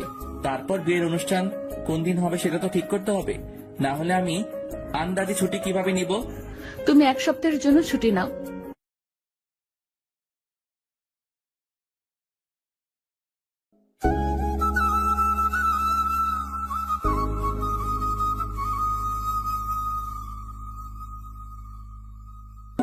আরে পাগল, বিয়ের জন্য কেনাকাটা করতে হবে। তারপর বিয়ের অনুষ্ঠান কোন দিন হবে সেটা তো ঠিক করতে হবে, না হলে আমি আন্দাজে ছুটি কিভাবে নিব? তুমি 1 সপ্তাহের জন্য ছুটি নাও। এতদিন দিবে না, সর্বোচ্চ দিলে 3 দিন দিবে। তাহলে তোমার বিয়ে করার দরকার নেই। আরে ধুর, এগুলো কি বলো? ঠিকই তো বললাম। আচ্ছা তুমি কালকে অফিস করো, তারপরের কয়েকদিনের জন্য ছুটি নিও। ওকে। শপিং কোন দিন করবে? শপিং এ যাবো পরশুদিন। আচ্ছা ঠিক আছে। আচ্ছা শোনো, বাসায় কেউ নেই, আমি চলে যাচ্ছি। রাতে মোবাইলে কথা হবে, আর পরশুদিন তো দেখা হচ্ছেই। এখন চলে যাবা? হুম। এই যাওয়ার আগে একটা দিয়ে যাও না। কি? ডাল দেখিয়ে দিলাম। মায়ের খাবা, বিয়ের আগে এগুলো কিচ্ছু হবে না। আসি আমি। অবন্তী চলে যাচ্ছে, আমি ওর চলে যাওয়ার দিকে তাকিয়ে আছি আর ভিতরে ভিতরে হাসতেছি। তারপর আমিও বাসায় চলে গেলাম। রাতে আব্বু আম্মুকে সবকিছু বললাম। তোর বলা লাগবে না, অবন্তী আমাদের সব বলেছে। ও তাহলে তো ভালোই। তুই ছুটি বেশি করে নিতে পারিস কিনা দেখিস। এটাও বলেছে? বলবে না কেন? ও কি তোর মতো হারামি নাকি? হ্যাঁ, আমি হারামি? আমাদের আদরের হারামি। যা বাবা, তাড়াতাড়ি ঘুমিয়ে যা। তারপর রুমে গিয়ে কিছুক্ষণ অবন্তীর সাথে কথা বললাম। তারপর ঘুমিয়ে গেলাম। ঘুম থেকে উঠে ফ্রেশ হয়ে নাস্তা করে অফিসে চলে গেলাম। সোজা ম্যানেজারের রুমে গেলাম। স্যার আসতে পারি? মিস্টার পারভেজ আসুন। ধন্যবাদ স্যার। কি অবস্থা বলেন? এই তো স্যার আছি মোটামুটি। কিছু বলবেন নাকি? জি স্যার, একটা কথা বলার ছিল। বলেন। স্যার আমার কয়েকদিন ছুটি লাগবে, আমি দরকার হলে পরের দিনগুলোতে কাজ বাড়িয়ে করে দিব। সেটা না হয় বুঝলাম, কিন্তু ছুটি কয়দিনের জন্য চাচ্ছেন? স্যার 1 সপ্তাহ। এতদিন কি করবেন? আসলে স্যার আমার বিয়ে। কনগ্রাচুলেশন। মাথা নিচু করে বললাম, থ্যাংক ইউ স্যার। তো বিয়ে কখন? আপনার ছুটির উপর নির্ভর করবে। আচ্ছা ঠিক আছে, দিলাম। ধন্যবাদ স্যার। আপনার আর আপনার পুরো ফ্যামিলির দাওয়াত রইল, অবশ্যই আসবেন। স্যার বিয়ের কার্ড এখনো বানানো হয়নি, তাই দিতে পারিনি। আজকে গিয়ে বানাবো, আর প্রথমটা আপনাকে দিব। আচ্ছা ঠিক আছে, দিন। ওকে স্যার, আমি আসি তাহলে। আজকে কি কাজ করবেন? জি স্যার, কালকে থেকে ছুটি কাটাবো। ওকে, যান। তারপর বেরিয়ে গেলাম, নিজে টেস্টে গিয়ে কাজ করলাম। কাজ শেষ করে বাসায় চলে গেলাম। মনের মধ্যে অন্যরকম একটা আনন্দ বইতেছে। রাতে খেয়ে ঘুমিয়ে গেলাম। সকালে ঘুম থেকে উঠে ফ্রেশ হয়ে নাস্তা করে নিলাম। আয়মানকে কল দিয়ে আমাদের বাসায় আসার জন্য বললাম। আব্বু আম্মুকেও রেডি হতে বললাম। অবন্তীকে কল দিলাম। হ্যালো পারভেজ, তোমার নাম্বার অফ ছিল কেন? রাতে বন্ধ করে ঘুমাইছিলাম। রেডি হইছো? না, হইতেছি। আসার সময় আব্বু আম্মুকে নিয়ে আসিও। আমার কাজিন প্রেমা আসতে চাইছে। ওকে নিয়ে আসো। কোথায় আসবো? গ্র্যান্ড হক টাওয়ারের সামনে আসো, আমরা ওখানে থাকবো। আচ্ছা ঠিক আছে। ওকে। কল কেটে দিয়ে আমিও ফ্রেশ হয়ে রেডি হয়ে গেলাম। তারপর একটা সিএনজি ডেকে আব্বু আর আম্মুকে পিছনে বসতে দিলাম। আমি আর আইমান সামনে দিয়ে বসলাম। তারপর শপিং মলে চলে গেলাম। অনেকক্ষণ ধরে বসে আছি, অবন্তীর আসার কোনো খবর নাই। যাই হোক 30 মিনিট পর ওরা আসলো। বিয়াই বিয়ান একে অপরকে জড়িয়ে ধরলো, কিছুক্ষণ কথাবার্তা বললো। আমারও ইচ্ছা হয়েছিল অবন্তীকে জড়িয়ে ধরি, কিন্তু পাবলিক প্লেসে এগুলো করা যাবে না। যাই হোক তারপর ভিতরে গেলাম। প্রথমে আব্বু আম্মুর জন্য কেনাকাটা শুরু করলাম। আব্বুর জন্য পাঞ্জাবি, পায়জামা, গেঞ্জি, জুতা, আরো কিছু জিনিস কিনলাম। আম্মুর জন্য শাড়ি, ব্লাউজ সহ আরো অনেক কিছু নিয়েছে। শ্বশুর শাশুড়ির জন্য সেম জিনিস নিলাম। তারপর আইমানকে নিতে বললাম, কিন্তু সে নিচ্ছে না। অনেক জোরাজোরি করে একটা পাঞ্জাবি নিলাম, সেম কালারের। আমিও একটা নিলাম। প্রেমাকে বলার আগে কেনাকাটা শুরু করে দিল। আসলে মেয়েদের শখ একটু বেশি, সেটা যদি জামা কাপড়ের উপর হয় তাহলে তো কথাই নাই। প্রেমাও অনেকগুলো জামা নিল। এরপর আমার সিরিয়াল আসলো। আমার জন্য সবকিছু অবন্তী নিজেই চয়েস করলো। আব্বু আম্মুর জন্য অবন্তী চয়েস করলো। আমি অল্প কিছু নিলাম, কারণ টাকাটা হিসাবের মধ্যে রাখতে হবে, পরে যাতে টানাটানি না হয়। এরপর অবন্তীর পালা আসলো। অবন্তী একটা নীল শাড়ি পছন্দ করলো। বিয়েতে কেউ নীল পরে? বিয়েতে তো লাল পরে। আমার নীল পছন্দ। আর কোথাও লেখা আছে যে বিয়েতে শুধু লাল পরতে হবে, অন্য কোনো কালার শাড়ি পরা যাবে না? আচ্ছা ঠিক আছে, যেটা ভালো লাগে সেটাই কিনো। অবন্তী জিনিস কিনতে কিনতে হয়রান হয়ে গেছি। অন্তত 50টা দোকান গেছে। মেয়েদের যে এত জিনিস লাগে বিয়ে না করলে বুঝতাম না। দীর্ঘ 4 ঘন্টা শেষ। অবন্তীর শপিং শেষ হলো। তারপর সবাই মিলে একটা হোটেলে গিয়ে দুপুরের খাবার খেয়ে নিলাম। এরপর যে যার মতো বাসায় চলে আসলাম। আগামীকাল মেহমানদের দাওয়াত করতে হবে। পরশুদিন গায়ে হলুদ, আর পরের দিন বিয়ে। বাসায় এসে ঘুমিয়ে গেলাম। সারাদিন ঘোরাঘুরির কারণে ক্লান্ত লাগছিল, তাই শোয়ার সাথে সাথে ঘুম চলে আসলো। পরের দিন ঘুম থেকে উঠে আইমানকে সাথে নিয়ে বিয়ের কার্ড বানাতে গেলাম। তারপর কার্ডগুলো রেডি করে আত্মীয় স্বজন, বন্ধু বান্ধব সবাইকে দাওয়াত দিলাম। আব্বুর হাতে অনেকগুলো কার্ড দিয়ে দিলাম, ওনার পরিচিত যারা আছে তাদের দাওয়াত দেওয়ার জন্য। আইমান ডেকোরেশন করার জন্য সব রকম ব্যবস্থা করা শুরু করে দিল। পরের দিন মানে হলুদের দিন সকাল থেকেই বাসা সাজানো শুরু করে দিল। চারপাশে লাইট ফুল দিয়ে বাসাটা অন্যরকম ভাবে সাজানো হলো। অনেকদিন পর এই বাসায় একটু কোলাহল শুরু হলো। আত্মীয় স্বজনরা এক এক করে আসতে শুরু করলো। আমি আর আইমান বাজারে গেলাম, গিয়ে বাজার করে নিয়ে আসলাম। বিকেল বেলা অবন্তীকে কল দিলাম। কিছুক্ষণ পর অবন্তী কল ধরলো। ওই কল ধরতে এত দেরি করো কেন? ধুর, বইলো না, বাচ্চা কাচ্চা গুলো পুরো পাগল করে দিচ্ছে, আমার সব জিনিস এলোমেলো করে ফেলেছে। ও আই পারভেজ। বলো। কি করো? এতক্ষণ কাজ করলাম তাই তোমার খবর নিতে পারিনি, তাই এখন কল দিলাম। ও আচ্ছা। তুমি কি করো? এই তো পার্লারে যাব, রেডি হচ্ছি। আমি আসবো? তুমি আসবে কেন? তোমাকে কিভাবে সাজাই দেখবো, আর সাজালে কেমন লাগে সেটাও দেখবো। অত দেখতে হবে না, সারা জীবন দেখছো, ভবিষ্যতেও দেখবা, সো টেনশন করার দরকার নেই। আচ্ছা রাখি, পরে কথা বলবো। কলটাকে দোস্ত বল। কি রে, তুই আসছিস না? আমি এসে কি করবো? তোরা সেরে নে, আমি না হয় কালকে আসবো। কালকে আসবি মানে?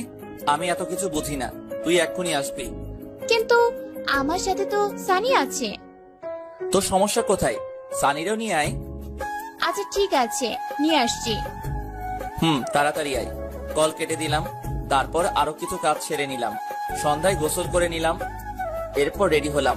আইমান আমাকে সাজিয়ে দিল। দুজনে একই পাঞ্জাবি পরলাম। রাত 11টা পর্যন্ত গান বাজনা হলো।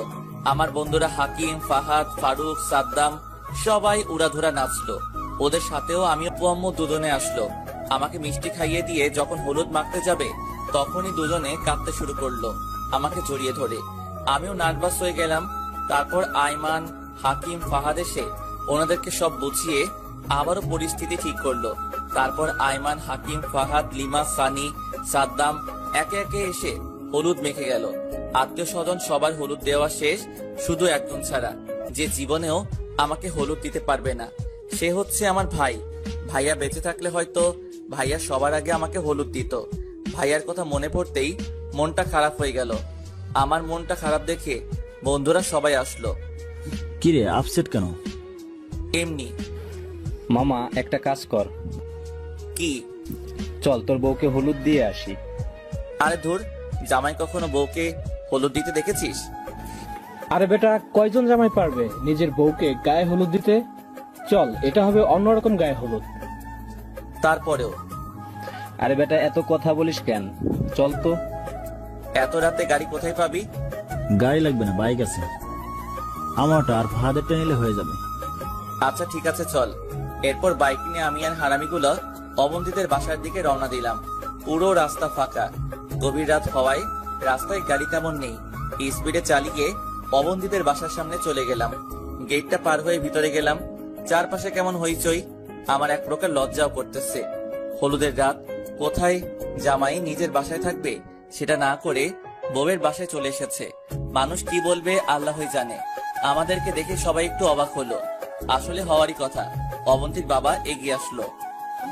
পারভেজ কাকার অনেক ইচ্ছা হয়েছে, সে নাকি অবন্তীকে মানে আপনার মেয়েকে হলুদ লাগাবে। শ্বশুর হাসতে লাগলো। হারামিটা আমাকে জায়গা মতো পাশ দিল। শ্বশুর সামনে দিয়ে হাঁটতে লাগলো আর আমরা পিছনে। এই শালা, আমি এসেছি নাকি তোরা নিয়ে আসছিস? ঠিক আছে চল তাহলে, তোর হলুদ দেওয়া লাগবে না। মানে কি? তাহলে নিয়ে আসলি কেন? এই চুপ থাক, আমরা এই বাড়িতে এসেছি ভালো কোনো মেয়ে আছে কিনা সেটা দেখার জন্য। শালা, এতক্ষণে তোদের মতলব বুঝেছি। দাঁড়া, আমি সবাইকে বলে দিব। তাহলে বলবো তুই বাসা থেকে চুরি করে এখানে এসেছিস, কাউকে না জানিয়ে পিছনের দরজা দিয়ে চোরের মতো বের হয়ে এখানে এসেছিস। ব্ল্যাকমেইল করছিস? এই চুপ থাক, আগে ভিতরে চল। ভিতরে গেলাম। ব্ল্যাকমেইল করছি। ভিতরে গেলাম। সবাই অবন্তীকে হলুদ লাগাতে ব্যস্ত। আমাদেরকে দেখে একটু টাস্কি খেলো। ভিতরে গিয়ে বসলাম। অবন্তীর হলুদ লাগানো প্রায় শেষ পর্যায়ে, আর কয়েকজন বাকি আছে। অবন্তীর আত্মীয়রা সবাই এসে আমাদের সাথে কথা বলতে শুরু করলো। যথেষ্ট আপ্যায়ন করা হলো। অবন্তী আমাকে দেখে বারবার তাকাতে লাগলো, আর অবন্তীর দিক থেকে চোখ অন্য কোথাও ফিরাচ্ছি না, কারণ অবন্তীকে অসাধারণ লাগছে। আমরা গিয়ে কয়েকটা চেয়ার নিয়ে বসলাম। আমাদেরকে হলুদ দেওয়ার জন্য ডেকে নিল। প্রথমে সাদ্দামকে পাঠালাম, তারপর ফাহাদ, হাকিম, আয়মান, সব শেষে আমি গিয়ে অবন্তীর পাশে বসলাম। কানে কানে বললাম, সারপ্রাইজটা কেমন দিলাম? অবন্তী মুচকি মুচকি হাসছে। একটু পর হাকিম এসে আমার কানে কানে বলল, বাটির মধ্যে যতগুলো হলুদ আছে সবগুলো একসাথে মাখবি। যদি একটু কম হয় তাহলে এখানে চিৎকার দিয়ে এমন বাস দিব কল্পনাও করতে পারবি না। আমি পুরো আবুল হয়ে গেলাম। বাকি হারামিগুলার দিকে তাকালাম, ওরা ইশারায় সেটা করতে বলল। কি করব বুঝতে পারছি না। এমন সময় অবন্তী একটা মিষ্টি আমার মুখের সামনে তুলে ধরে, আমার দিকে তাকিয়ে মুচকি একটা হাসি দিল। আমি খেয়ে নিলাম, তারপর ওরেও খাইয়ে দিলাম। তারপর অবন্তী অল্প একটু হলুদ নিয়ে আমার মুখে আর গলায় মেখে দেয়। আমি ওই হারামিগুলোর দিকে তাকালাম, সবাই ইশারায় বলতেছে সবগুলো লাগিয়ে দেওয়ার জন্য। তারপর আমি অবন্তীকে ইশারায় অন্যদিকে তাকাতে বললাম। সে যখন অন্যদিকে তাকালো, আমি পুরো বাটির হলুদ নিয়ে ওর মুখে মেখে দিলাম। অবন্তী তো পুরো টাসকি খেয়ে গেল। তারপর অবন্তী ওর মুখ থেকে কতগুলো হলুদ নিয়ে আমার চোখ, কান, গলা আর কোথাও বাকি রাখেনি। হাকিম, ফাহাদ আর আইমান আমার কাছে আসলো। তারপর ওরাও আমাকে পুরো শরীরে হলুদ লাগাতে শুরু করলো। আইমান আমাকে ডাক দিয়ে সাইডে নিয়ে আসে। গিয়ে দেখি বাকিরাও আছে। কিরে, এখানে নিয়ে আসলি কেন? পারভেজ বন্ধু, আরো একটা কাজ বাকি আছে। আবার কি? তুই অবন্তীকে কোলে নিয়ে রুমে দিয়ে আসবি। মানে কি? এত মেহমানের সামনে ওরে কোলে নিলে সবাই কি বলবে? আরে বেটা, লোকে বলুক, তাতে তোর সমস্যা কোথায়? তুই তোর বউকে কোলে নিবি। আরে না, এটা হয় না। হবে হবে, সব হবে। কেমনে? সবার সামনে গিয়ে বলবো আপনাদের আদরের জামাই এখানে আসার আগে মদ খেয়ে এসেছে, যার কারণে এগুলো করতেছে। মানে কি? সবাই তো জানে আমি ভালোবেসে এগুলো করছি। তোমার ভালোবাসার উপর একটু পরে ঠাটা পড়বে।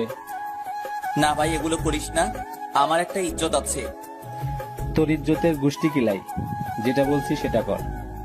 তুই অন্তত আমাকে সাপোর্ট। আগে স্টেজে চল। তারপর আবারও স্টেজের সামনে আসলাম। দেখলাম অবন্তী ওর কাজিন আর বান্ধবীদের সাথে নাচতেছে। আমি ওর দিকে তাকিয়ে আছি। কি রে, তুই নাচবি নাকি?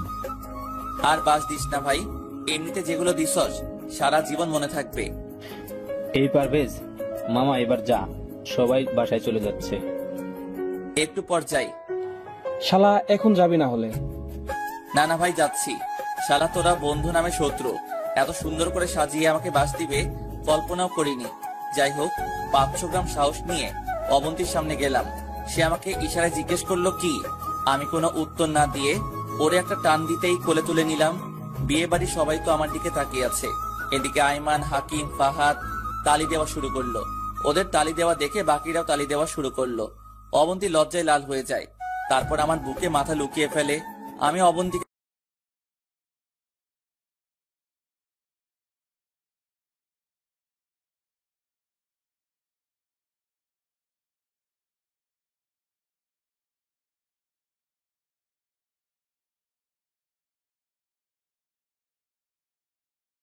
কালকে কি করিয়ে? আজকে এখানে থেকে যাই। কোনো দরকার নেই, আজকে চলে যাও, কালকে তো দেখা হচ্ছে। তাহলে একটা আদর দাও। মায়ের খাওয়া বলে দিলাম। যাও এখন, কেউ চলে আসবে, দরজাও খোলা। দাঁড়াও, দরজা লাগিয়ে দিয়ে আসি। যখন ওটা দরজার কাছে গেলাম, দেখলাম অবন্তীর কাজিন যাই সবাই আসতেছে। দূর সব জায়গায় আমি ব্যর্থ। অবন্তীর দিকে একরাশ হতাশা নিয়ে তাকালাম। সে আমার দিকে তাকিয়ে তাকিয়ে হাসছে। তারপর ও রুম থেকে চলে আসলাম। বাইরে এসে সবার থেকে বিদায় নিয়ে আবারও আমাদের বাসার দিকে রওনা দিলাম। আমি বাইকের পেছনে বসে আছি। আইমানি ওগুলো নিয়ে বের হয়ে গেলাম। সবাই হলুদ দিয়েছে, শুধু একজন ছাড়া। তার কাছেই যাচ্ছি। আমি ভাইয়ার কাছে যাচ্ছি। সবকিছু ভুলে গেলেও আমার ভাইয়ার কথা আমি ভুলিনি। এত আনন্দের মধ্যেও ভাইয়ার শূন্যতা আমি অনুভব করি। হাঁটতে হাঁটতে ভাইয়ার কবরের পাশে গিয়ে বসলাম। কিছুক্ষণ তাকিয়ে রইলাম। তারপর বলতে শুরু করলাম, ভাইয়া কেমন আছিস? আমি জানি তুই অভিমান করে আছিস। প্লিজ ভাই, অভিমান করিস না। আমি ব্যস্ত ছিলাম, তাই আসতে দেরি হয়ে গেছে। কিন্তু বিশ্বাস কর, তোর কথা আমার মনে ছিল। ভাইয়া, তুই তো জানিস আজকে আমার গায়ে হলুদ। সত্যি বলতে আজকে গায়ে হলুদের কোনো কথা ছিল না, কারণ আমার বিয়েটা অনেক আগেই হয়ে গেছে। অনুষ্ঠান ছাড়া হয়েছে, কিন্তু ছোটবেলার ইচ্ছা আর অবন্তীর জন্যই এই অনুষ্ঠানটা করতেছি। ভাইয়া, সবাই তো আমাকে হলুদ দিল, তুই দিবি না? জানি তুই অভিমান করে আছিয়েছিলাম আর পুরো বাটি দিয়ে দিয়েছিলাম, তুইও আমাকে দিয়েছিলি। তারপর আমাকে জড়িয়ে ধরে ঘুমিয়েছিস। আজকে যখন আমি অবন্তীকে পুরো হলুদ মেখে দিলাম, তখন অবন্তীর চেহারায় আমি তোকে দেখেছিলাম। জানিস ভাইয়া, আমার বুক ফেটে কান্না আসতেছিল, কিন্তু কাউকে কিছু বুঝতে দেইনি। ভাইয়া, তুই তো আমাকে হলুদ দিতে যাসনি, তাই আমি চলে আসছি। দিবি না ভাইয়া আমাকে হলুদ? দেখ, সত্যি আমি আসছি। নিবি না আমাকে বুকে জড়িয়ে? ডাকবি না পারভেজ বলে? আর একবার ডাক না ভাইয়া, তোর মুখ থেকে আবার পারভেজ ডাকটা শুনতে চাই। দে না ভাইয়া আমাকে একটু হলুদ লাগিয়ে, অল্প একটু দে ভাইয়া। আচ্ছা তোর দেওয়া লাগবে না, আমি তোকে লাগিয়ে দিচ্ছি। তারপর বাটি থেকে হলুদগুলো নিয়ে কবরের উপরে ভাইয়ার মুখ বরাবর মেখে দিলাম।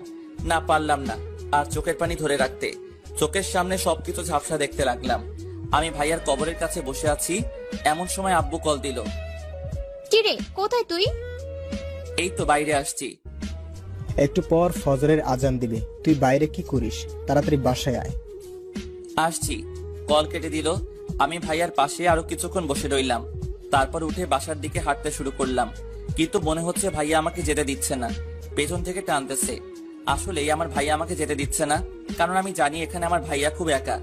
যে ভাই বাসায় থাকতে আমাকে ছাড়া ঘুমাতো না, রাতে কোথাও গেলে আমাকে সাথে নিয়ে যেত, ভূতের ভয়ে বেশি রাতে বাসার বাইরে যেত না, সেই ভাই এখানে একা একা কি করে থাকবে?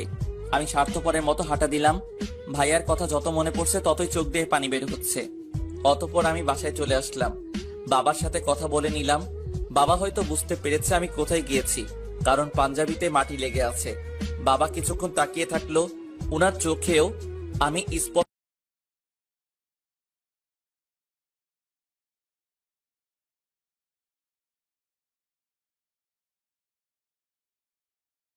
আচ্ছা রাখি এখন। অবন্তী কল কেটে দিল। আমি হারামিগুলার দিকে তাকালাম।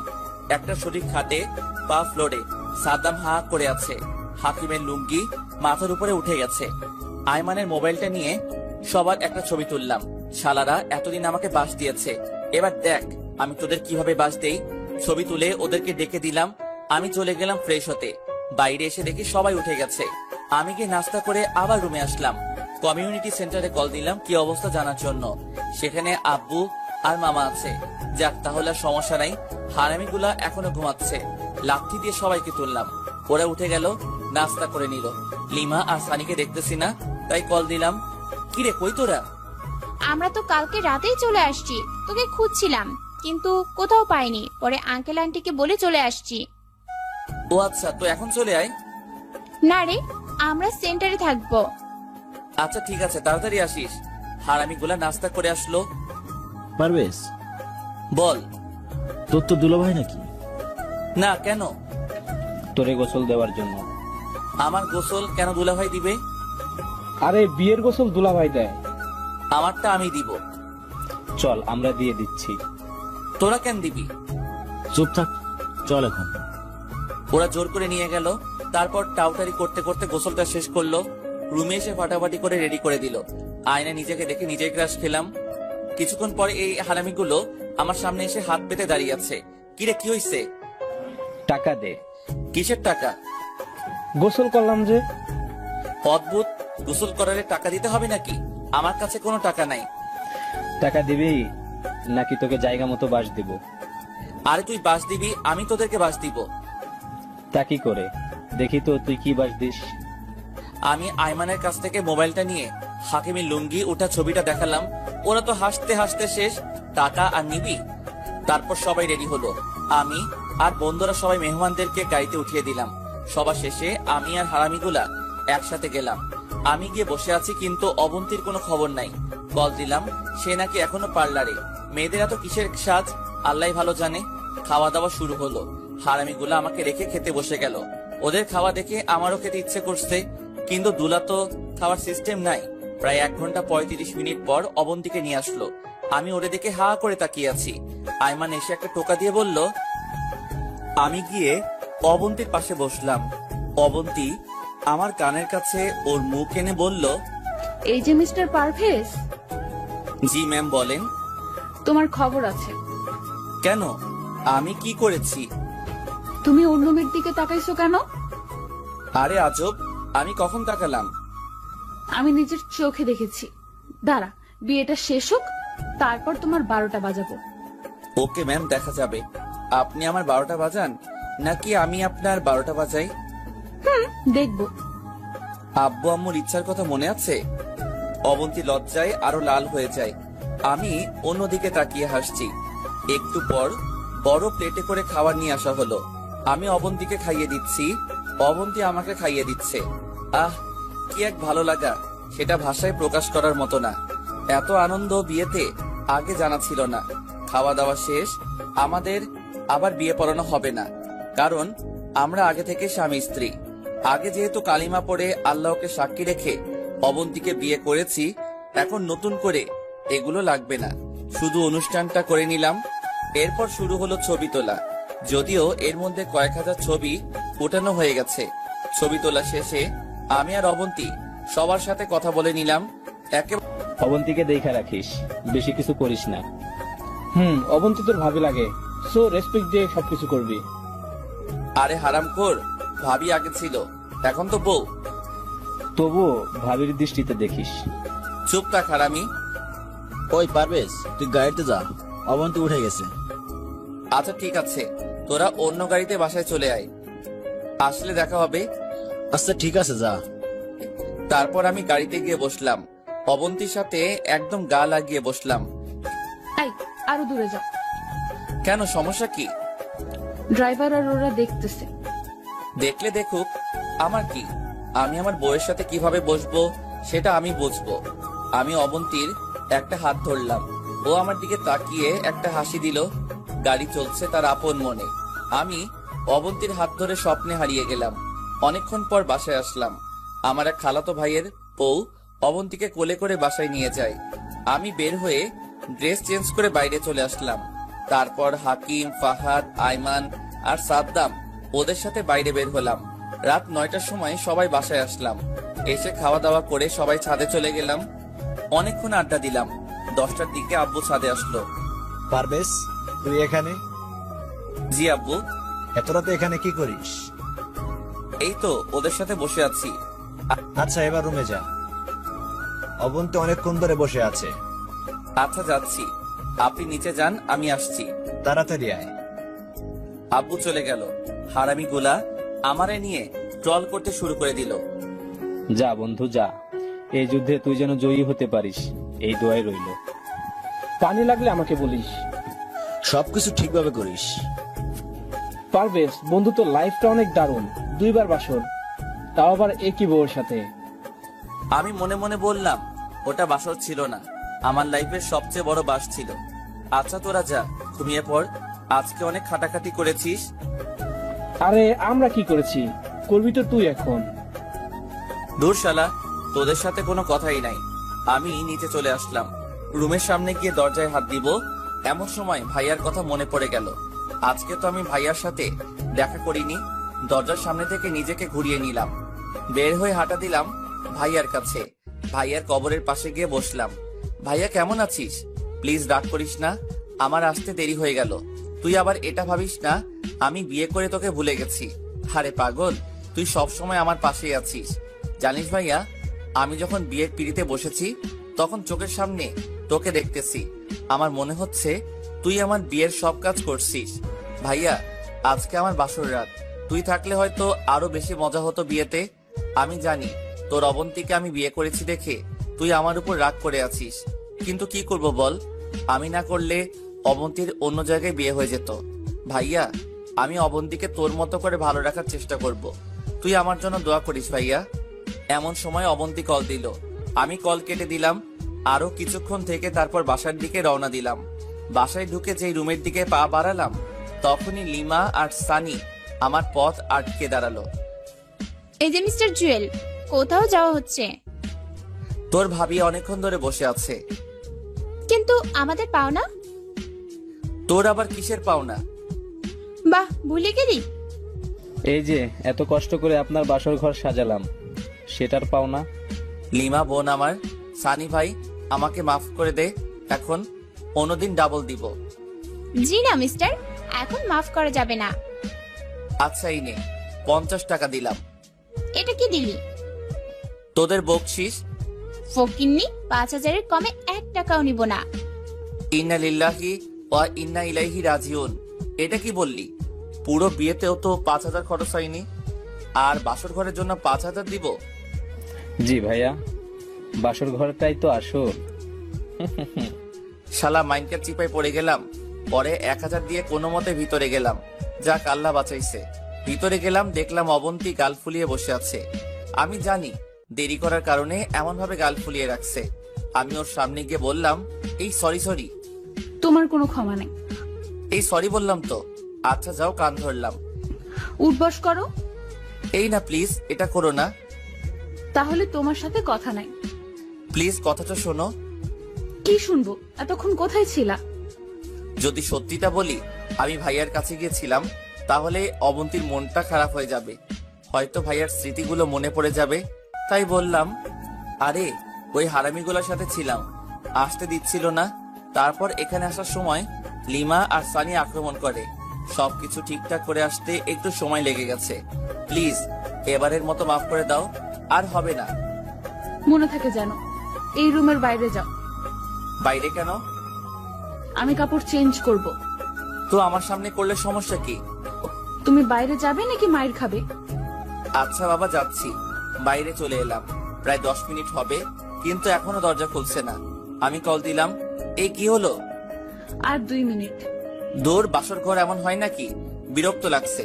আরো 7 মিনিট, মোট 17 মিনিট পর অবন্তী দরজা খুলে দিল। আমি ভিতরে গেলাম, অবন্তী পাশে গিয়ে বসলাম। একটা হালকা নীল রঙের শাড়ি পরে নিল, একটু অন্যরকম লাগছে। আই, তোমার অজু আছে? ছিল, বাট এখন নেই। যাও অজু করে আসো। আমি ওয়াশরুমে গিয়ে অজু করে নিলাম। যখন অবন্তীর সামনে আসলাম, তখন অবন্তী পা ছুঁয়ে সালাম করতে যাবে, এমন সময় আমি ওর হাতটা ধরে ফেললাম। ওর বুকে জড়িয়ে বললাম, তোমার জায়গা পায়ে নয়, আমার এই বুকে। আসো 2 রাকাত নামাজ পড়ে নি। তারপর দুজনে নামাজ পড়ে নিলাম। আমি গিয়ে খাটের উপর বসলাম, অবন্তীও আমার পাশে এসে বসলো। এই, আমার খুব ঘুম পাচ্ছে।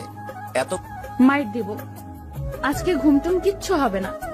আজকে সারা রাত গল্প করব। এত গল্প কোথায় থেকে আসবে? চুপচাপ শুনতে থাকো। এইভাবে গল্প শুনে মজা নাই। তো কিভাবে শুনবে? এই যে মনে করো আমি কারো কোলে মাথা রেখে শুয়ে থাকবো, আর সে আমার মাথায় হাত বুলাতে বুলাতে গল্প করবে। অবন্তী মুচকি হাসলো। আমি ওর কোলে মাথা রেখে শুয়ে গেলাম, আর অবন্তী আমার মাথায় হাত বুলাতে বুলাতে আমাদের ভবিষ্যতের স্বপ্নগুলো বলতে শুরু করলো। অনেকক্ষণ পর আমি উঠলাম। তারপর অবন্তীর একটা হাত ধরে বললাম, মনে আছে? কি? আব্বু আম্মুর ইচ্ছে। এই জুয়েল, না, একদম না। আমি অবন্তীর কোনো কথা না শুনে ওর হাত ধরে একটা টান দিলাম, সাথে সাথে আমার সামনে চলে আসলো। আমি একটু একটু আগাচ্ছি, আর অবন্তী পিছাচ্ছে। ওর ঠোঁটগুলো কাঁপতেছে। আমি আস্তে আস্তে ওর মুখের কাছে গেলাম। তারপর 4 ঠোঁট এক হয়ে গেল। দুজনেই হারিয়ে গেলাম অন্য এক জগতে। শুরু হলো আমাদের নতুন জীবনের নতুন অধ্যায়। 5 বছর পর। না মা, আজকে অফিসে যাব না, তোমাদের নিয়ে ঘুরতে যাব। ও, কি মজা, কি মজা। আচ্ছা, আব্বু কোথায় যাবে? সেটা না হয় পরে বলবো। তোমার আম্মু কোথায়? আম্মু তো নাস্তা রেডি করছে, তুমি ফ্রেশ হয়ে আসো। ওকে মামনি, তুমি যাও, আমি আসছি। ফ্রেশ হতে হতে আপনাদের কাহিনীটা বলে দেই। এই যে একটু আগে যে কথা বললো, সে হচ্ছে আমার মেয়ে অনা। আমাদের কন্যা সন্তান হয়েছে। অনার চেহারাটা ভাইয়ার সাথে প্রায় মিল। ওর মধ্যে আমরা ভাইয়াকে খুঁজে পাই। এই 5 বছরে অনেক কিছুই পরিবর্তন হয়ে গেছে। আমি আর অবন্তী একসাথে মাস্টার্স কমপ্লিট করি। তারপর আমি আগের অফিস, মানে লিমাদের ওখান থেকে ভালো একটা অফিসে ম্যানেজার পদে চাকরি পাই। ইচ্ছা ছিল লিমাদের ওখানেই থেকে যাব। আমাদের বিয়ের কিছুদিন পর লিমারও বিয়ে হয়ে যায় সানির সাথে। তারপর তারা দেশ ছেড়ে চলে যায়। লিমার কোনো ভাই বোন না থাকায় তার আব্বু কোম্পানি বিক্রি করে লিমার ওখানে চলে যায়। আমি অন্য একটা কোম্পানিতে চাকরি নেই। আইমানও খুব ভালো একটা চাকরি পেয়েছে, তবে আফসোস আমার ফ্রেন্ডটা আমার সাথে নেই। চাকরির কারণে দুজন দুই প্রান্তে, কিন্তু সব সময় কথা হয়। আর হাকিম, ফাহাদ, সাদ্দাম ওরাও চাকরি করে, বিয়ে শাদী করে যে যার মতো সেটেল। মাঝে মধ্যে কথা হয়। আমার আর অবন্তীর সম্পর্কটা আরো গভীর হয়। ভালোবাসা দিনে দিনে অনেক বেড়ে যায়। ফ্রেশ হয়ে নাস্তা করতে গেলাম। আমি আব্বু আম্মুকে রেডি হতে বললাম। ওনারা সবাই রেডি হলো। তারপর নিজেই গাড়ি ড্রাইভ করে ওনাদেরকে ঘোরানোর জন্য নিয়ে গেলাম। আসলে আমি ভাইয়ার কাছে যাচ্ছি। আমি গাড়ি নিয়ে সোজা ভাইয়ার কবরের পাশে গেলাম। আমরা সবাই গাড়ি থেকে নামলাম। নেমে ভাইয়ার কবর জিয়ারত করলাম। অনা বলল, আব্বু এখানে কি? এখানে তোমার বড় আব্বু আছে। ওনাকে বলো না আমাদের সাথে ঘুরতে বের হতে। আম্মু বলেছি রাতের বেলা আমাদের বাসায় আসবে। আব্বু আম্মু আর অবন্তীর দিকে তাকিয়ে দেখি ওদের চোখে পানি এসে গেছে। হয়তো ভাইয়া থাকলে আমাদের ফ্যামিলিটা আরো সুন্দর হতো। আজকে সব আছে আমার, টাকা আছে, সুখ আছে, ফ্যামিলি আছে, সম্মান আছে, কিন্তু নেই শুধু আমার কলিজার ভাইটা। যদি আমার জীবনের বিনিময়ে ভাইয়াটা আবার ফিরে আসতো, তাহলে হাসতে হাসতে জীবনটা দিয়ে দিতাম, নিজেকে সান্ত্বনা দিতাম। আমার ভাই, আমার কলিজা আবার ফিরে এসেছে আমাদের মাঝে। কবর থেকে হয়তো আমার ভাই বলতেছে, জুয়েল কাঁদিস না ভাই, আমাদের আবার দেখা হবে, খুব শীঘ্রই দেখা হবে, ইহকালে না হোক পরকালে দেখা হবে। তখন আমরা আবার একসাথে কাঁধে কাঁধ মিলিয়ে ঘুরবো, কাটাবো অনেকটা সময় তোর কাছে, বসবো দুজন একসাথে। ভালো থাকবি সব সময়, দেখে রাখবি আব্বু আম্মুকে, আর সুখে রাখবি আমার মামনি অনাকে, সাথে তোর অবন্তীকে। ভাই ভাই সম্পর্কটা থাকবে চিরকাল অটুট হয়ে।